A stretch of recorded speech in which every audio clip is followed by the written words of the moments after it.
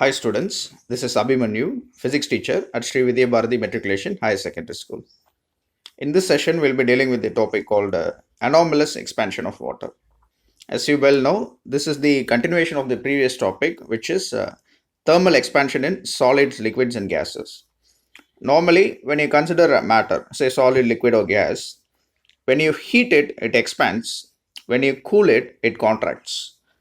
But water has this anomalous expansion. Anomalous means out of the ordinary. அதாவது இங்கே anomalous expansion of வாட்டர்னா என்ன அப்படிங்கிறது தான் பார்க்க போகிறோம். இந்த வார்த்தை அனாமலஸ் அல்லது அனாமலி அப்படின்னா என்ன மீன் பண்ணுறோம்னா, நார்மலாக எப்படி பிஹேவ் பண்ணணுமோ அப்படி பிஹேவ் பண்ணாமல் கொஞ்சம் டிஃப்ரெண்ட்டாக பிஹேவ் பண்ணுச்சுன்னா அதை தான் அனாமலின்னு சொல்கிறோம். ரைட்? நார்மலாக லிக்விட்ஸ் அப்படின்னு எடுத்துக்கிட்டிங்கனாலே the expand on heating and contract on cooling at moderate temperatures நம்ம பார்த்துருப்போம். ரைட்? அப்போது ஹீட் பண்ணால் எக்ஸ்பேண்ட் ஆகணும், அதனுடைய வால்யூம் இன்க்ரீஸ் ஆகணும். கூல் பண்ணிங்கன்னா கான்ட்ராக்ட் ஆகணும், வால்யூம் டிக்ரீஸ் ஆகணும். இப்படி தான் நம்ம பார்த்துருப்போம். பட் வாட்டர் எடுத்துக்கிட்டிங்கன்னா, சாதாரண தண்ணீர் எடுத்துக்கிட்டிங்கன்னா அது இந்த மாதிரி பிஹேவ் பண்ணுறதில்ல. இட் எக்ஸிபிட்ஸ் அனாமலஸ் பிஹேவியர்னு சொல்லியிருப்பான். முரண்பட்டு காணப்படும். ஓகே, அந்த முரண்பாடு என்ன அப்படின்னா, இப்போது on heating between 0 degree and 4 degree centigrade it contracts. பாருங்கள், 0 டிகிரி சென்டிகிரேட்டில் வாட்டர் இருக்கிறதா எடுத்துக்கலாம். அதாவது ஐஸ் கட்டியே இருக்குது. அதை ஹீட் பண்ணுறப்ப 4 டிகிரி சென்டிகிரேட் வரை நீங்கள் கொண்டு போகிறப்ப ஆக்சுவலாக அது என்ன ஆகணும்? ஹீட் பண்ணால் எக்ஸ்பேண்ட் ஆகணும். அது எக்ஸ்பேண்ட் ஆகாது, இன்ஸ்டன்ட் கான்ட்ராக்ட் ஆகும். ரைட்? இதுதான் அனாமலஸ் பிஹேவியர்னு சொல்கிறோம். அதே மாதிரி நீங்கள் கூல் பண்ணுறீங்கன்னு வச்சுக்கோங்க. இப்போ 100 டிகிரி சென்டிகிரேட்லேருந்து அப்படியே குறைச்சிக்கிட்டே வர்றீங்க. 4 டிகிரி சென்டிகிரேட் வரையும் கான்ட்ராக்ட் ஆகும், 4 டிகிரி சென்டிகிரேட்டுக்கு மேலே எக்ஸ்பேண்ட் ஆகும். ஓகே, அதுதான் இங்கே சொல்லியிருப்பான். பிலோ 4 டிகிரி சென்டிகிரேட் எக்ஸ்பேண்ட் ஆகிறதுனால வால்யூம் இன்க்ரீஸ் ஆகும், ஆனால் டென்சிட்டி டிக்ரீஸ் ஆகும். ரைட்? அப்போ இதுலேருந்து என்ன சொல்ல வர்றோம்னா, water has a maximum density at 4 degree centigrade. ஏன்னா அது வரையும் தான் அதனுடைய வால்யூம் வந்து இன்க்ரீஸ் ஆகிட்டே வரும், அதுக்கப்புறம் டென்சிட்டி டிக்ரீஸ் ஆகுது. இப்போ மேக்ஸிமம் டென்சிட்டி நீங்கள் எப்போ பார்ப்பீங்க அப்படின்னா 4 டிகிரி சென்டிகிரேட்டில் தான். ரைட்? ஸோ இது அனாமலஸ் எக்ஸ்பான்ஷன் ஆஃப் வாட்டர் அப்படின்னு சொல்லி சொல்கிறோம். ரைட்? ஸோ நார்மலாக ஒரு லிக்விட் எப்படி பிஹேவ் பண்ணணுமோ அப்படி வாட்டர் பிஹேவ் பண்ணலை. எந்த டெம்பரேச்சரில் அப்படின்னு பார்த்தீங்கன்னா இந்த 0லேருந்து 4.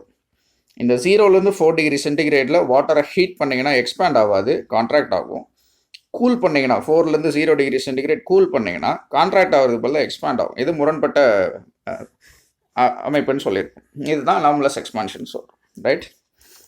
ஓகே, இதனுடைய அப்ளிகேஷன் அப்படிங்கிறத விட இது நம்ம எங்கெல்லாம் அப்சர்வ் பண்ணலாம்னா, கோல்டு கண்ட்ரீஸில் வின்டர் சீசனில் சர்ஃபேஸ் ஆஃப் த லேக்ஸ் வந்துட்டு பாட்டமை கம்பேர் பண்ணுறப்ப லோவர் டெம்பரேச்சரில் இருக்கும்.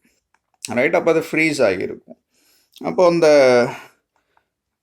ப்ராப்பர்ட்டினால டென்சிட்டி கம்பேர் பண்ணிங்கன்னா பாருங்கள், வாட்டருக்கு 4 டிகிரி சென்டிகிரேட்டில் தான் மேக்ஸிமம் டென்சிட்டி இருக்குதுன்னு சொல்கிறோம். அதுக்கு கீழே போகிறப்ப டென்சிட்டி மாறுபடுது. ஓகே, அப்போ 0 டிகிரி சென்டிகிரேட்டில் ஐஸ் இருக்குது அப்படின்னா அதனுடைய டென்சிட்டி கம்மியாகிடும் when compare to water. Okay, அப்போ என்ன ஆகுதுன்னா, இது நம்ம கேள்விப்பட்ட ஒரு விஷயம் தான், சிலர் கேள்விப்படாமல் இருப்பீங்க. இப்போ ஐஸ் க்யூப் எடுத்துக்கிறேன், சாலிட் ஐஸ் க்யூப் வந்து சாலிட், வாட்டர் லிக்விட் ஃபார்மில் எடுத்துக்கிறேன். இதில் எதில் மிதக்கும் அப்படிங்கிறத கொஞ்சம் புரிஞ்சுக்கணும். இப்போ ஒரு ஐஸ் க்யூப் எடுத்து தண்ணியில் போட்டிங்கன்னா அது மிதக்கும். அது சாலிடு தான், ஆனாலும் அது லிக்விடில் மிதக்கும். ஏன் அப்படின்னா இதனுடைய டென்சிட்டி கம்மி. ஒரு ஐஸ் க்யூபை பொறுத்தவரை இந்த அனாமலஸ் எக்ஸ்பான்ஷன் ப்ராப்பர்ட்டி வச்சு நீங்கள் அப்சர்வ் பண்ணுறப்ப அதனுடைய டெம்பரேச்சரை பேஸ் பண்ணி பார்த்தீங்கன்னா அதனுடைய டென்சிட்டி லிக்விட் வாட்டரோட கம்மி. அப்போ அந்த ஐஸ் வந்து வாட்டர் சர்ஃபேஸில் ஃப்ளோட் ஆகும். இப்போ ஃப்ரீஸான ஐஸ் கட்டி வந்து வாட்டர் சர்ஃபேஸில் ஃப்ளோட் ஆகிறதுனால கீழே இருக்கிற வாட்டர் லிக்விடாகவே இருக்கும். அதனால் அங்கே வாழக்கூடிய லிவிங் திங்ஸ், அது மீன் இதெல்லாம் இருக்கும்ல, அது வந்து பாதிப்படையாது அப்படிங்கிற மாதிரி சொல்லியிருப்பான். அதுதாங்க சொல்லியிருப்போம். Water in lakes and ponds freeze only at the top of the species living in lakes will be safe at the பாட்டம்னு கொடுத்துருப்பாங்க.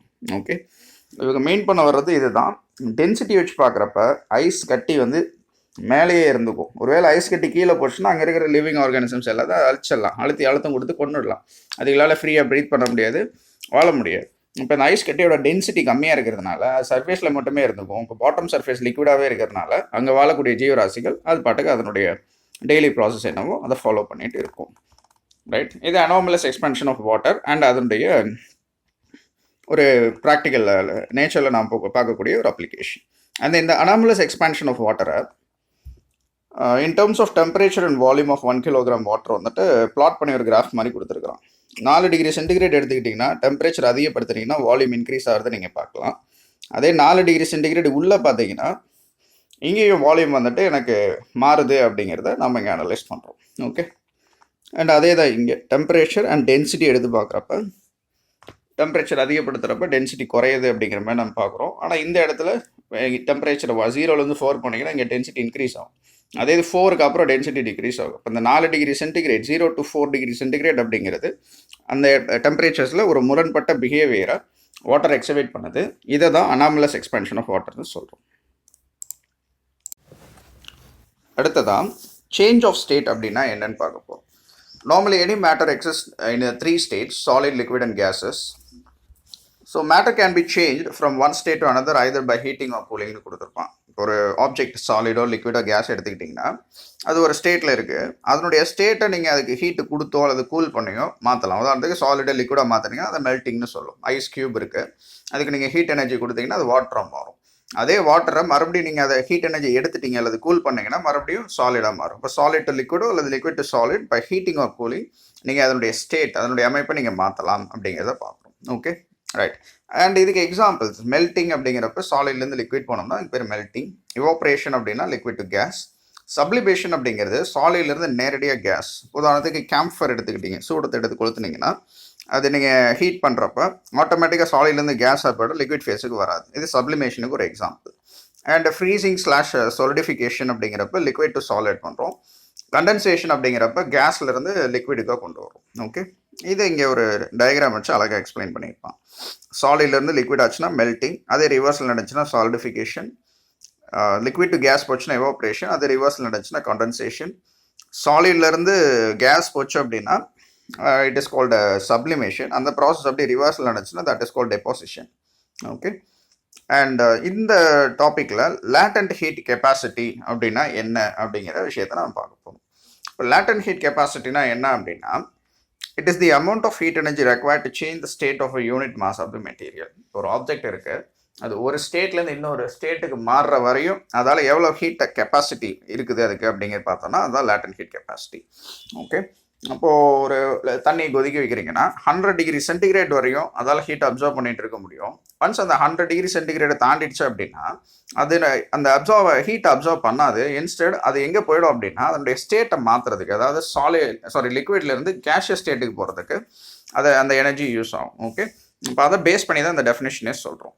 It is the amount of heat energy required to change the state of a unit mass of material. ஒரு unit mass of material எடுத்துக்கிறோம், அதனுடைய state solid to liquid இல்லை liquid to case மாற்றுற வரையும் எவ்வளோ heat அல்லது மாற்றுறதுக்கு தேவையான ஹீட் எனர்ஜி அப்படின்னு எடுத்துக்கிட்டோம்னா that is called latent heat capacity. And இந்த லேட்டன்ட் ஹீட் கெப்பாசிட்டிக்கு ஒரு எக்ஸ்பிரஷன் கொண்டு வரோம். Normally the amount of heat energy given or taken Q is equal to mass into latent heat capacity நம்ம எழுதிக்கலாம். அண்ட் Qங்கிறது amount of heat energy, M is the mass of the substance and Lங்கிறது latent heat capacity. நம்ம Lக்கு ஒரு equation வேணும்னா L is equal to Q by M எழுதிக்கலாம். அப்போ இதனுடைய யூனிட் என்னவாக இருக்கும் அப்படின்னா இதை வச்சு யூனிட் சொல்லலாம். ஹீட்டுங்கிறது ஒரு எனர்ஜி, அதனுடைய யூனிட் ஜூல், அண்ட் மாஸோட unit kilogram. So joule per kilogram தான் லேட்டன்ட் ஹீட் கெப்பாசிட்டியோட unit. And temperature versus heat for water அப்படிங்கிற மாதிரி ஒரு கிராஃபிக்கலாக நம்ம பார்க்க போகிறோம். இப்போ இல்லை எனர்ஜி டெம்பரேச்சர் நீங்கள் ஹீட்டு கொடுக்க என்ன நடக்குது. ஃபஸ்ட்டு ஹீட் எனர்ஜி கொடுக்குறப்ப அந்த சாலிட் மெட்டீரியல் இவ்வளோ தூரத்துக்கு சாலிடாக இருக்கும், டெம்பரேச்சர் அதிகமாகிட்டே இருக்கும். அண்ட் சாலிட் இருந்து மெல்ட்டிங் ப்ராசஸ் நடந்து லிக்விடாக போயிடும். இந்த ப்ராசஸ் நடக்கிறப்ப டெம்பரேச்சர் கான்ஸ்டண்ட்டாக இருக்கும். இது கொஞ்சம் கவனிச்சு பாருங்கள். அதாவது இங்கேருந்து இங்கே போகிற வரையும் டெம்பரேச்சர் அதிகமாகிட்டே போகும். பட் இந்த ஃபேஸ் மாறுறப்ப, அதாவது சாலிட்லேருந்து லிக்விட் மாறுறப்ப, மெல்ட்டிங் நடக்கிறப்ப டெம்பரேச்சர் ரிமைன்ஸ் அ கான்ஸ்டன்ட். அதே மாதிரி மறுபடியும் ஹீட் எனர்ஜி அப்சர்வ் பண்ணி லிக்விடோட டெம்பரேச்சர் ரைஸ் ஆகிட்டே போகும். இந்த லிக்விட்லேருந்து கேஸ் மாறுறதுல வேப்பரைசேஷன் ப்ராசஸ் நடக்கிறப்ப அப்போவும் டெம்பரேச்சர் ரிமைன்ஸ் அ கான்ஸ்டன்ட். இப்போ இதுலேருந்து என்ன தெரிஞ்சுக்கிறோம்னா இந்த நோட்டில் கொடுத்துருப்பான், when heat is added or removed during a change of state the temperature remains constant அப்படின்னு சொல்லியிருப்பான். ஓகே, அதாவது ஒரு சாலிட் லிக்விடாக மாறிட்டு இருக்கிறப்ப அதனுடைய டெம்பரேச்சர் கான்ஸ்டன்ட் தான். இப்போ உதாரணத்திற்கு வாட்டர் எடுத்துக்கோங்க, லிக்விட்லேருந்து கேஸுக்கு மாறிட்டு இருக்குன்னு அசீவ் பண்ணிக்குவோம். அப்படி தான் மாறுது. ஓகே, இப்போ வாட்டர் 100 டிகிரி சென்டிகிரேடில் பாயில் ஆகுதுன்னா ஒரு பக்கெட்டில் ஒரு பாத்திரத்தில் ஃபுல்லாக தண்ணி எடுத்துருக்கேன்னா நீங்கள் ஹீட் பண்ணி வாட்டர் ஆவி வர ஆரம்பிச்சிச்சுன்னா அதனுடைய டெம்பரேச்சர் 100 டிகிரி சென்டிகிரேடை தாண்டி போகாது. அங்கே இருக்கிற மொத்த தண்ணி எவாப்ரேட் ஆகி போனதுக்கப்புறம் தான் அங்கே டெம்பரேச்சர் மாறும். போனதுக்கப்புறம் அது கேஸ் ஆனதுக்கப்புறம் மாறும் அஃப்கோர்ஸ். ஓகே, அப்போ அந்த வாட்டர் லிக்விட்லேருந்து கேஸாக மாறிட்டு இருக்கிற வரையும் அதனுடைய டெம்பரேச்சர் 100 டிகிரி சென்டிகிரேட் தான், மாறாது. அப்போ சேஞ்ச் ஆஃப் ஸ்டேட் நடந்துகிட்டு இருக்கிற வரையும் temperature of the system remains constant அப்படிங்கிறத கொடுத்துருப்பாங்க. அண்ட் லேட்டன்ட் ஹீட் கெப்பாசிட்டி பார்த்தோம். சாலிட்லேருந்து லிக்விட் ஸ்டேட் போனீங்கன்னா அதுக்கு பேர் latent heat of fusion. Fusion அப்படின்னாலே சாலிட் டு லிக்விட் அப்படிங்கிற மாதிரி நீங்கள் எடுத்துக்கலாம் இந்த இடத்துல.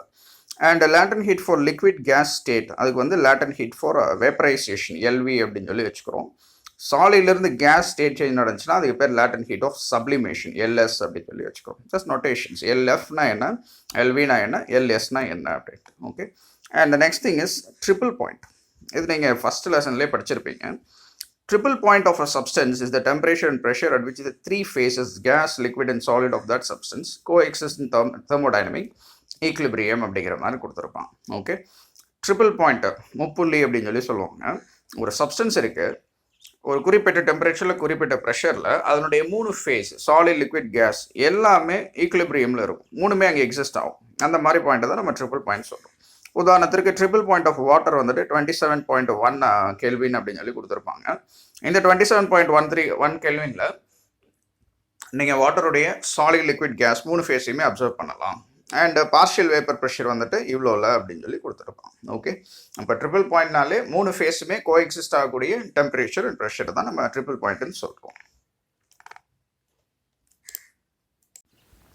அடுத்ததான் கலோரிமெட்ரி அப்படின்னா என்ன அப்படிங்கிறத பார்க்க போகிறோம். நார்மலாக கேலரிஸ் அப்படின்னாலே எனர்ஜியை மெஷர் பண்ணக்கூடிய ஒரு யூனிட்டாக நம்ம எடுத்துக்கலாம். எப்படி ஜூல் யூஸ் பண்ணுறோமோ அது மாதிரி கேலரிஸ். இங்கே ஹீட் எனர்ஜியை பற்றி தான் நம்ம பேசிகிட்டு இருக்கோம். Okay. So amount of heat released or absorb by the thermodynamic system during a heating ப்ராசஸை மெஷர் பண்ணுறது தான் கலோரிமெட்ரி நீங்கள் கொடுத்துருப்பாங்க. Okay. So it means the measurement of the amount of heat released or absorb by thermodynamic system during the heating process. Okay. ஒரு system இருக்குது, அதுக்கு நான் heat எனர்ஜியை கொடுக்கலாம், எடுக்கலாம். இப்போ கொடுத்தேன்னா எவ்வளோ ஹீட் நான் கொடுக்குறேன், எடுத்தேன்னா ஒரு வேளை எவ்வளோ ஹீட்டை நான் எடுக்கிறேன், இன் டேர்ம்ஸ் ஆஃப் டெம்பரேச்சர் நம்ம இதை மெஷர் பண்ணோம்னா அதை தான் கலோரிமெட்ரி அப்படின்னு சொல்லி சொல்கிறோம். ரைட். இந்த கலோரிமெட்ரியோட பேசிக் ப்ராப்பர்ட்டி என்னென்னா, ஒரு ஹை டெம்பரேச்சர் இருக்கிற ஆப்ஜெக்டை ஒரு லோ டெம்பரேச்சர் இருக்கிற ஆப்ஜெக்ட் பக்கத்தில் நீங்கள் கொண்டு போகிறப்ப ஹை டெம்பரேச்சர் உள்ள இடத்துல இருந்து லோ டெம்பரேச்சருக்கு ஹீட் ட்ரான்ஸ்ஃபர் ஆகும். ஓகே. அப்படி இந்த ஹை டெம்பரேச்சர் ஆப்ஜெக்ட் லூஸ் பண்ணுற heat low temperature object gain பண்ணுற ஹீட்டுக்கு சமமாக இருக்கும். ஓகே. ஏன்னா வேறு எந்த ஹீட்டும் அங்கே இல்லை அப்படிங்கிற பட்சத்தில், வேறு எந்த எனர்ஜிஸும் இதை இன்ஃப்ளூயன்ஸ் பண்ணலை அப்படிங்கிறப்ப ஒரு இடத்துலேருந்து போகிற எனர்ஜி இன்னொரு இடம் ரிசீவ் பண்ணுற எனர்ஜிக்கு ஈக்குவலாக இருக்கும். அதுதான் இங்கே கொடுத்துருப்பான். Heat lost by the hot body is equal to the heat gained by the cold body. Okay. அதை இன் டேர்ம்ஸ் ஆஃப் ஈக்குவேஷன் நம்ம எழுதணும்னா Q gain is equal to minus of Q lost. Okay. இது நேச்சுரலாக இந்த மாதிரி நம்ம observe பண்ண முடியாது, ஏன்னா சரௌண்டிங்ஸுக்கு டெம்பரேச்சர் போயிடும் அந்த மாதிரிலாம். இங்கே கலோரிமெட்டரில் ஒரு ஸ்பெஷலைஸ்டு செட்டப் மூலமாக நம்ம வெளியில் இருக்கிற ஹீட் உள்ளே வரவோ உள்ளே இருக்கிற ஹீட் வெளியே போவோ அலோவ் பண்ண போகிறதில்ல. அப்போ நம்ம யூஸ் பண்ணுற அந்த 2 ஆப்ஜெக்ட், மிக்ஸ் பண்ணக்கூடிய 2 ஆப்ஜெக்ட்டுக்கு நடுவில் மட்டும்தான் ஹீட் ட்ரான்ஸ்ஃபர் நடக்க போகுது. ஓகே. அப்போது Q கெயின் அப்படிங்கிறத பாசிட்டிவாகவும் Q லாஸ்ட் அப்படிங்கிறது நெகட்டிவாக நம்ம எடுத்துக்கிறோம். மைனஸ் இந்த சைடு கொண்டு வந்தோம்னா Q gain plus Q lost equal to 0. இப்போ overall heat energy remains conserved அப்படிங்கிறது தான் மெயின் பண்ணுறோம். நார்மலாக இந்த கலோரிமீட்டர் அப்படிங்கிறது என்னென்னா, it's an insulated container of water. இங்கே கூட டயக்ராமில் காமிச்சிருப்பாங்க. ஒரு உடன் பாக்ஸ் இருக்கும், உள்ளுக்குள்ளே ஒரு வெசல் டைப்பில் இருக்கும். இந்த வெசல் நார்மலி காப்பராக இருக்கலாம், இல்லை it might be made up of different material. And உள்ள வாட்டர் இருக்கும், ஸ்டிரர் இருக்கும், டெம்பரேச்சர் எவ்வளோன்னு மெஷர் பண்ணுறதுக்கு தெர்மோமீட்டர் இருக்கும். இந்த வுட்டுக்கும் இந்த கண்டெய்னருக்கும் நடுவில் இன்சுலேட்டிங் மெட்டீரியல் யூஸ் பண்ணியிருப்போம். அப்போ வெளியில் இருக்கிற என்விரான்மெண்ட்டோட ஹீட் உள்ளே போகிறதுக்கு வாய்ப்பு குறைவு.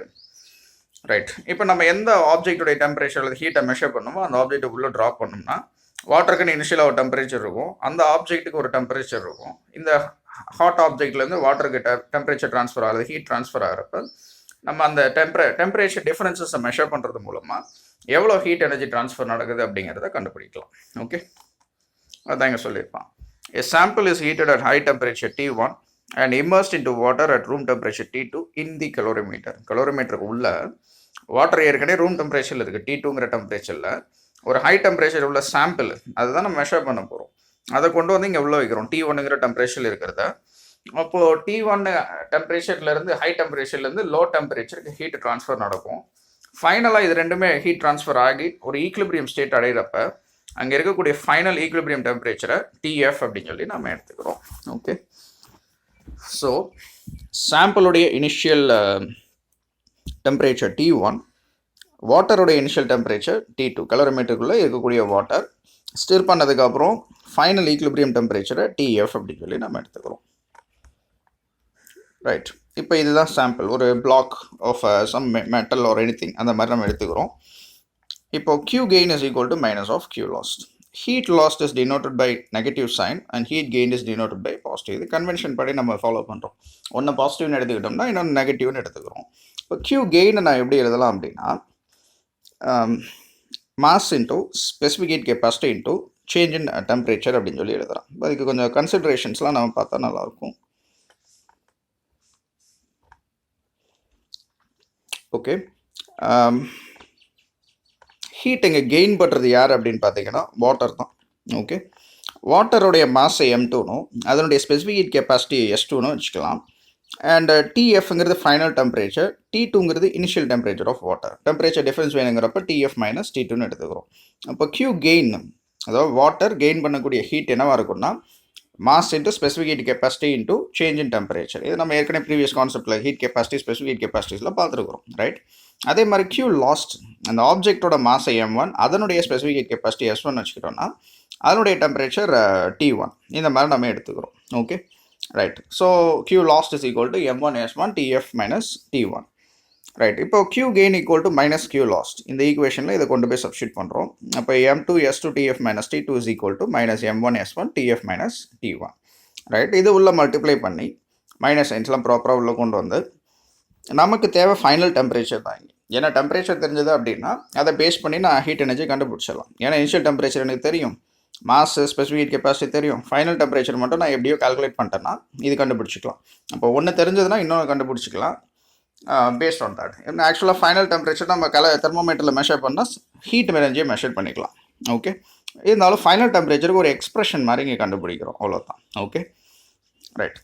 ஸோ இதெல்லாம் வச்சுட்டு TF எல்லாம் ஒரு பக்கமாக ரீஅரேஞ்ச் பண்ணி காமனாக உள்ள பேராமீட்டர்ஸ் எடுத்துட்டிங்கன்னா ஃபைனல் டெம்பரேச்சர் என்னவாக இருக்கும்? TF is equal to M1 S1 T1 plus M2 S2 T2 by M1 S1 plus M2 S2ன்னு வரும். ரைட்.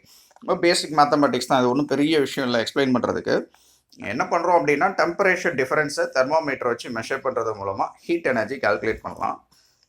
இல்லை ஒருவேளை எனக்கு ஹீட் எனர்ஜி எவ்வளோலாம் எனக்கு தெரியுது, ஃபைனல் டெம்பரேச்சருக்கு ஒரு எக்ஸ்பிரஷன் வேணும்னாலும் நீங்கள் இங்கே கொண்டு வந்துடலாம். ஓகே, ஆனால் கலோரிமெட்ரி அப்படிங்கிறது பேசிக்கலி எவ்வளோ ஹீட் அப்படிங்கிறத மெஷர் பண்ணுறது தான். Q கெயின் அல்லது Q லாஸ்ட் எவ்வளோ அப்படிங்கிறத கால்குலேட் பண்ண போகிறோம். ரெண்டும் ஈக்குவல் தான். Right. Based on this idea by using temperature difference அல்லது டெம்பரேச்சர் மெஷர் பண்ணுறது மூலமாக mass and specific heat capacities வச்சு ஹீட்டை மெஷர் பண்ணுறது தான் கலோரிமெட்ரியோட purpose. Example 8.7. If 5 liters of water at 50 degrees centigrade is mixed with 4 liters of water at 30 degrees centigrade, what will be the final temperature of water? Take the specific heat capacity of water as 4184 joule per kilogram Kelvin அப்படின்னு சொல்லி கொடுத்துருப்பான். Okay, problem இந்த calorimetry கான்செப்டை base பண்ண ஒரு சிம்பிளான problem தான். 5 litre water 50 degree centigrade, 4 litre water 30 degree சென்டிகிரேட்டில் இருக்குது. ரெண்டையும் மிக்ஸ் பண்ணோம்னா ஃபைனல் டெம்பரேச்சர் என்னவாக இருக்கும்? ஸ்பெசிஃபிக் கெப்பாசிட்டி வாட்டருக்கு கொடுத்துட்டோம். ரெண்டு ஆப்ஜெக்ட்டுமே இங்கே வாட்டர் தான், அதனால specific capacity is equal S1 equal to S2. Mass வந்து டிஃபர் ஆகும், லிட்டர்ஸில் கொடுத்துருக்காங்க, அதை நம்ம மாஸை கன்வெர்ட் பண்ணிக்கலாம். டெம்பரேச்சர்ஸ் கொடுத்துருக்காங்க. ஓகே, இப்போ சொல்யூஷன் பார்ட்டுக்குள்ளே போயிட்டிங்கன்னா நம்ம இந்த ஃபைனல் ஈக்குவேஷன் TFக்கு உண்டான ஃபைனல் ஈக்குவேஷன் எடுத்துக்கிறோம். மாஸ் M1 வந்து 5 லிட்டர், 5 லிட்டர்ஸ் அப்படிங்கிறது 5 கிலோகிராம்க்கு ஈக்குவலண்ட் அப்படின்னு சொல்லி நம்ம எழுதிக்கலாம். ஓகே, கடையில் எண்ணெய் வாங்குற மாதிரி தான். 1 லிட்டர் எண்ணெய் பாக்கெட் வாங்கி பார்த்தீங்கன்னா அதில் 1 கிலோகிராம் அப்படின்னு சொல்லி போட்டிருப்பான். ஓகே, அதாவது 1 லிட்டருக்கு நிகரான மாஸ் எவ்வளோ அப்படின்னு பார்த்தீங்கன்னா 1 கிலோகிராம் இந்த இடத்துல. ஓகே, ஸோ 5 லிட்டர்ஸ் அப்படின்னு கொடுத்ததுனால அதுக்கு நிகரான மாஸ் என்னவாக இருக்கும்னா 5 கிலோகிராம். M2 அதே மாதிரி 4 கிலோகிராம். ரெண்டுமே வாட்டருங்கனால specific capacity same, S1 equal to S2. First சாம்பிளுடைய டெம்பரேச்சர் வந்து 50 டிகிரி சென்டிகிரேட், அதை கெல்வினுக்கு மாற்றுறதுக்கு 273 ஆட் பண்ணிங்கன்னா 323 கெல்வின். அண்ட் சிமிலர்லி T2 வந்துட்டு 30, அது கூட நீங்கள் ஒரு 273 ஆட் பண்ணிங்கன்னா 303 கெல்வின் கிடைக்கும். ஓகே, ஸோ எல்லா வேல்யூஸும் இருக்குது, இங்கே சப்ஸ்டியூட் பண்ணோம் அப்படின்னா நமக்கு ஃபைனலாக வர்ற ஆன்சர் 314.11 கெல்வின். அது கெல்வினில் இருக்குது, மைனஸ் 273 பண்ணிங்கன்னா 41 டிகிரி சென்டிகிரேட்டில் நம்ம ஆன்சர் எழுதிடலாம். Okay, right. So 50 degree centigrade 30 degree சென்டிகிரேட்டை மிக்ஸ் பண்ணிங்கன்னா உங்களுக்கு ரெண்டுக்கு நடுவில் ஆவரேஜான ஒரு வேல்யூ கிடைக்கும் அப்படின்னு சொல்லி எடுத்துக்க கூடாது. ஏன்னா டெம்பரேச்சர் அப்படிங்கிறது வெறுமனை இதை மட்டும் டிபெண்ட் பண்ணலை, it depends on mass and specific capacities as well. Okay, right. அப்போ ஈக்குவல் அமௌண்ட்டை மிக்ஸ் பண்ணிங்கன்னா மட்டும்தான் ஆவரேஜ் வேல்யூ வரும், அதுதான் இங்கே கொடுத்துருப்பான். Suppose if you mix equal amount of water M1 equal to M2 with 50 degree centigrade and 30 degree சென்டிகிரேட்னா எல்லாமே ஈக்குவலுங்கிறப்ப இந்த மாஸ் டேர்ம்ஸ் எல்லாம் கேன்சல் ஆகிடும். எல்லாமே m போட்டிங்கன்னா m + m ஒரு m வரும், இங்கே ஒரு m + m 2m வரும். கேன்சல் பண்ணிங்கன்னா T1 + T2/2ன்னு வந்துடும். இப்போ ஆவரேஜ் டெம்பரேச்சர் எடுத்த மாதிரி தான் கிட்டத்தட்ட. Okay right. ஸோ ரெண்டு மாசு ஈக்குவல் அப்படிங்கிறப்ப ரெண்டு டெம்பரேச்சர்ஸுக்கு ஆவரேஜ் எடுத்திங்கன்னா அதுதான் ஃபைனல் டெம்பரேச்சராக இருக்கும். Okay right. இப்போ ரெண்டு வாட்டர்ஸுமே 30 டிகிரி சென்டிகிரேட்லேயே இருக்குதுன்னு வச்சுக்கோமே. அப்போ என்ன ஆகும்னா 30 + 30/2 60/2ங்கிறப்ப மறுபடியும் உங்களுக்கு 30 தான் வரும். Okay right. அப்போ என்ன அர்த்தம்னா ரெண்டு ஈக்லிபிரியமில் இருக்குது, ஹீட் எக்ஸ்சேஞ்ச் நடக்கலை அப்படின்னு சொல்லியிருப்பாங்க. இதை ஃபார்முலாஸ் வச்சு நம்ம கொண்டு வர சின்ன சின்ன அப்சர்வேஷன்ஸ். ஓகே இந்த நோட்டில் ஒரு இம்பார்ட்டண்டான விஷயம் கொடுத்துருப்பாங்க. என்ன அப்படின்னா இந்த final equilibrium temperature of mixing of gas or liquid depends on mass of the substance, their specific heat capacities and their temperature. இந்த ஃபைனல் டெம்பரேச்சர் டிஎஃப்னாலே ஆவரேஜ் எடுத்து போட்டுடலாம் அப்படிங்கிற கன்க்ளூஷனுக்கு நம்ம வரக்கூடாது. ஏன் அப்படின்னா டெம்பரேச்சர் வெறும் T1 T2 டிபெண்ட் பண்ணி இல்லை, it also depends on M1 M2 and specific capacities as well. Okay அப்போ only if you mix the same substance at equal amount final temperature will be an average of the individual temperature கொடுத்துருப்பான். ஒரே மாதிரி substance ஒரே அளவில் mix பண்ணோம்னா மட்டும்தான் நம்ம அந்த மாதிரி எடுத்துக்கணும், இல்லைனா எடுத்துக்க கூடாது, ஆவரேஜ் எடுத்துக்க கூடாது அப்படிங்கிறத இங்கே சொல்லி முடிச்சிருப்பாங்க. அடுத்ததான் ஹீட் ட்ரான்ஸ்ஃபர் அப்படிங்கிற டாபிக் பற்றி பார்க்க போகிறோம். Okay heat is a form of energy in transit which is transferred from one body to another body due to temperature difference. Okay ஹீட்டுங்கிறது ஒரு எனர்ஜி தான், அது ஒரு ஆப்ஜெக்ட்லேருந்து இன்னொரு ஆப்ஜெக்ட்டுக்கு டெம்பரேச்சர் டிஃப்ரென்ஸ் இருந்தால் போகும். அப்போ அப்படி போகிறதுக்கு 3 வகைகள் இருக்குது. there are 3 modes of heat transfer: conduction, convection, radiation அப்படின்னு சொல்லி கொடுத்துருக்கலாம். ஓகே இந்த கண்டக்ஷன் அப்படிங்கிறது, ரேடியேஷன், இது எல்லாமே நம்ம கேள்விப்பட்ட ஒரு விஷயங்கள் தான். ஆனால் இதுக்கு பேசிக்காக என்னெல்லாம் டிஃப்ரென்சஸ் இருக்குது, கண்டக்ஷன்னா என்ன, கன்வெக்ஷன்னா என்ன, ரேடியேஷன்னா என்ன அப்படின்னா இது எல்லாத்துலேயுமே ஹீட் ஒரு இடத்துலேருந்து இன்னொரு இடத்துக்கு தான் போகுது. ஆனால் என்ன மோடு வழியாக போகுது, என்ன மீடியம் வழியாக போகுது அப்படிங்கிறத வச்சு தான் இதை நம்ம டிஃபரன்ஷியேட் பண்ணி பார்க்க போகிறோம். ஓகே ஸோ ஹீட் ட்ரான்ஸ்ஃபர் அப்படிங்கிறப்ப ஹீட் எனர்ஜி ஒரு இடத்துலேருந்து இன்னொரு இடத்துக்கு போகுது, அப்படி போகிறதுக்கு என்ன மாதிரி வழியை அது கையாளுது அப்படிங்கிறத பொறுத்து அதை கண்டக்ஷன், கன்வெக்ஷன் அண்ட் ரேடியேஷன் அப்படின்னு சொல்லி நம்ம கிளாஸிஃபை பண்ணுறோம். அதில் ஃபஸ்ட்டு கண்டக்ஷன்னா என்ன அப்படிங்கிறத பார்க்க போகிறோம். ஓகே இங்கே நம்ம ஹீட் கண்டக்ஷனை பற்றி பேசிகிட்டு இருக்கிறோம். எலக்ட்ரிசிட்டியை கன்ஃபியூஸ் பண்ணிக்கக்கூடாது. கண்டக்டர் அப்படின்னா கரண்ட் போகுது அப்படின்னு எடுத்துக்கக்கூடாது. இங்கே ஹீட் ட்ரான்ஸ்ஃபரை பற்றி பேசிகிட்டு இருக்கிறோம். Okay so it is the process of direct transfer of heat through matter due to temperature difference. Okay ஒரு காப்பர் ராட் எடுத்துக்கிறீங்க, இல்லை ஒரு இரும்பு ராட் எடுத்துக்கிறோன்னு வச்சுக்கோமே, அது ஒரு எண்டு நீங்கள் ஹீட் பண்ணிங்கன்னா கொஞ்சம் கொஞ்சமாக அந்த ஹீட் எனர்ஜி ஒரு எண்டுலேருந்து இன்னொரு இடத்துக்கு மெதுவாக போகும், ரைட்? அண்ட் அப்போ என்ன நடக்குதுன்னா அந்த மெட்டீரியல் வழியாகவே ஹீட் எனர்ஜி ட்ரான்ஸ்ஃபர் ஆகுது. ஒரு ஆட்டம் இன்னொரு ஆட்டம் கொடுக்கும், இப்படியே ஹீட் எனர்ஜி ட்ரான்ஸ்ஃபர் ஆகிட்டு போகுது உள்ள. Okay right. ஸோ மெட்டீரியல் வழியாகவே ஹீட் ட்ரான்ஸ்ஃபர் நடந்துச்சுன்னா, direct transfer of heat through matter due to temperature difference இருந்துச்சுன்னா அதுதான் நம்ம கண்டக்ஷன் அப்படின்னு சொல்லி சொல்கிறோம். ஓகே இப்போ இங்கே when two objects on direct contact with one another, heat will transfer from the hotter object to the colder. இதுதான் நம்ம கண்டக்ஷன்னு சொல்கிறோம். இந்த மாதிரி ப்ராப்பர்ட்டிஸ் எக்ஸிபிட் பண்ணுற மெட்டீரியல்ஸை நம்ம கண்டக்டர்ஸ் அப்படின்னு சொல்லி சொல்கிறோம். நார்மலாக சாலிட்ஸ் எடுத்துக்கிட்டிங்கன்னா தே கண்டக்ட் ஹீட், மெட்டல்ஸ் எடுத்துக்கிட்டிங்கன்னா அதெல்லாம் ஹீட்டை கண்டக்ட் பண்ணும். ஏன்னா அங்கே actual direct transfer of heat through matter நடக்கும். ஓகே ஒரு ஆப்ஜெக்ட் இன்னொரு ஆப்ஜெக்ட்டில் கான்டாக்டில் இருக்கிறதுனால ஹீட் ட்ரான்ஸ்ஃபர் ஆச்சுன்னா அது கண்டக்ஷன் அப்படின்னு சொல்லி நம்ம சொல்கிறோம். அண்ட் அந்த ஃபினாமினனை எக்ஸிபிட் பண்ணக்கூடியதெல்லாம் கண்டக்டர்ஸ். இப்போ அதை பேஸ் பண்ணி தெர்மல் கண்டக்டிவிட்டினா என்ன அப்படிங்கிறத பார்க்க போகிறோம். ஓகே தெர்மல் கண்டக்டிவிட்டி அப்படிங்கிறது it is the ability to conduct heat.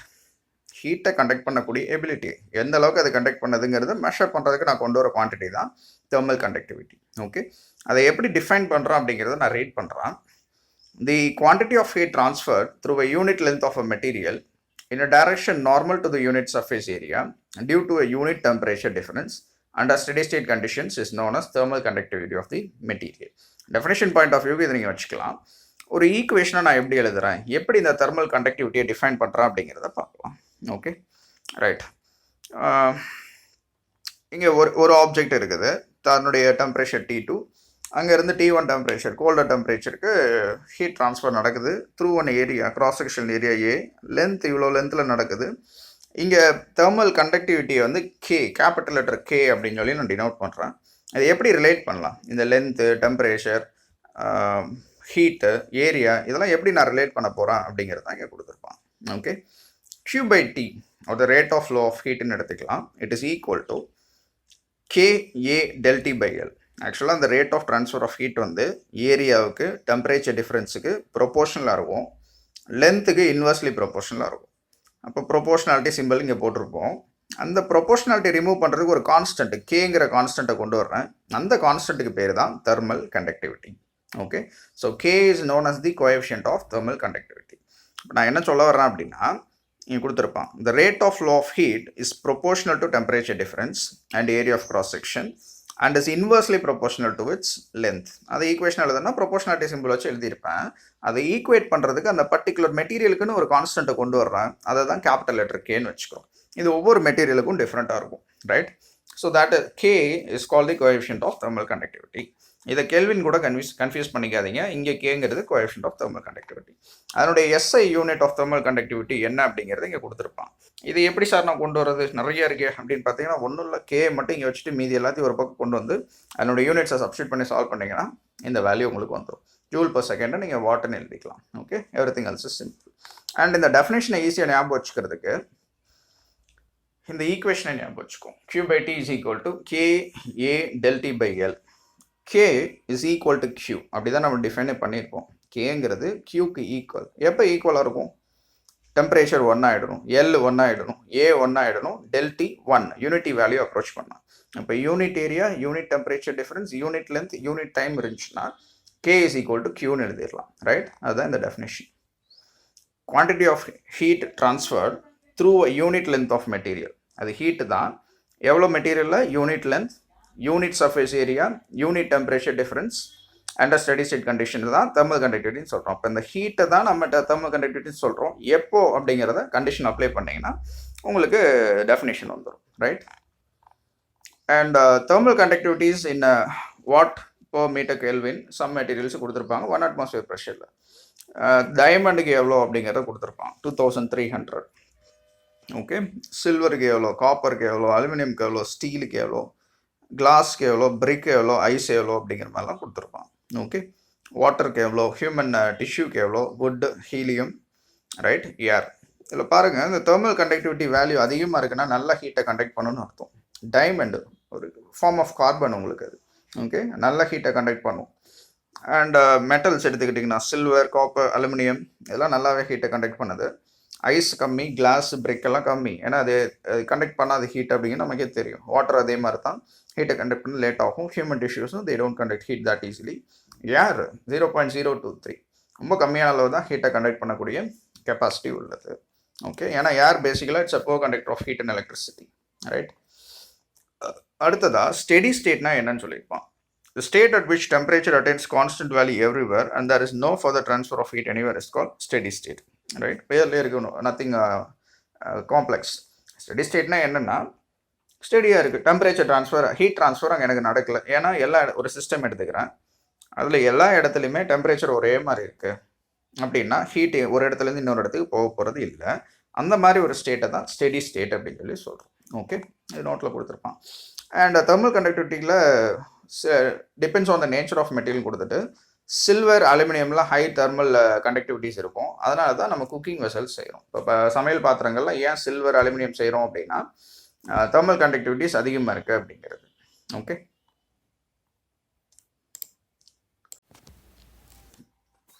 அடுத்ததான் கன்வெக்ஷன்னா என்ன அப்படிங்கிறத பார்க்க போகிறோம். கண்டக்ஷன் அப்படிங்கிறப்ப டைரக்ட் ட்ரான்ஸ்ஃபர் ஆஃப் ஹீட் அப்படின்னு சொல்லி பார்த்தோம். நம்ம இப்போ மெட்டீரியல் வழியாக ஹீட் ட்ரான்ஸ்ஃபர் ஆகும். கன்வெக்ஷன் அப்படிங்கிறது கொஞ்சம் டிஃப்ரெண்ட். எப்படி சார் அப்படின்னா, இங்கேயும் ஹீட் ஒரு இடத்துல இந்த இடத்துக்கு தான் போக போகுது.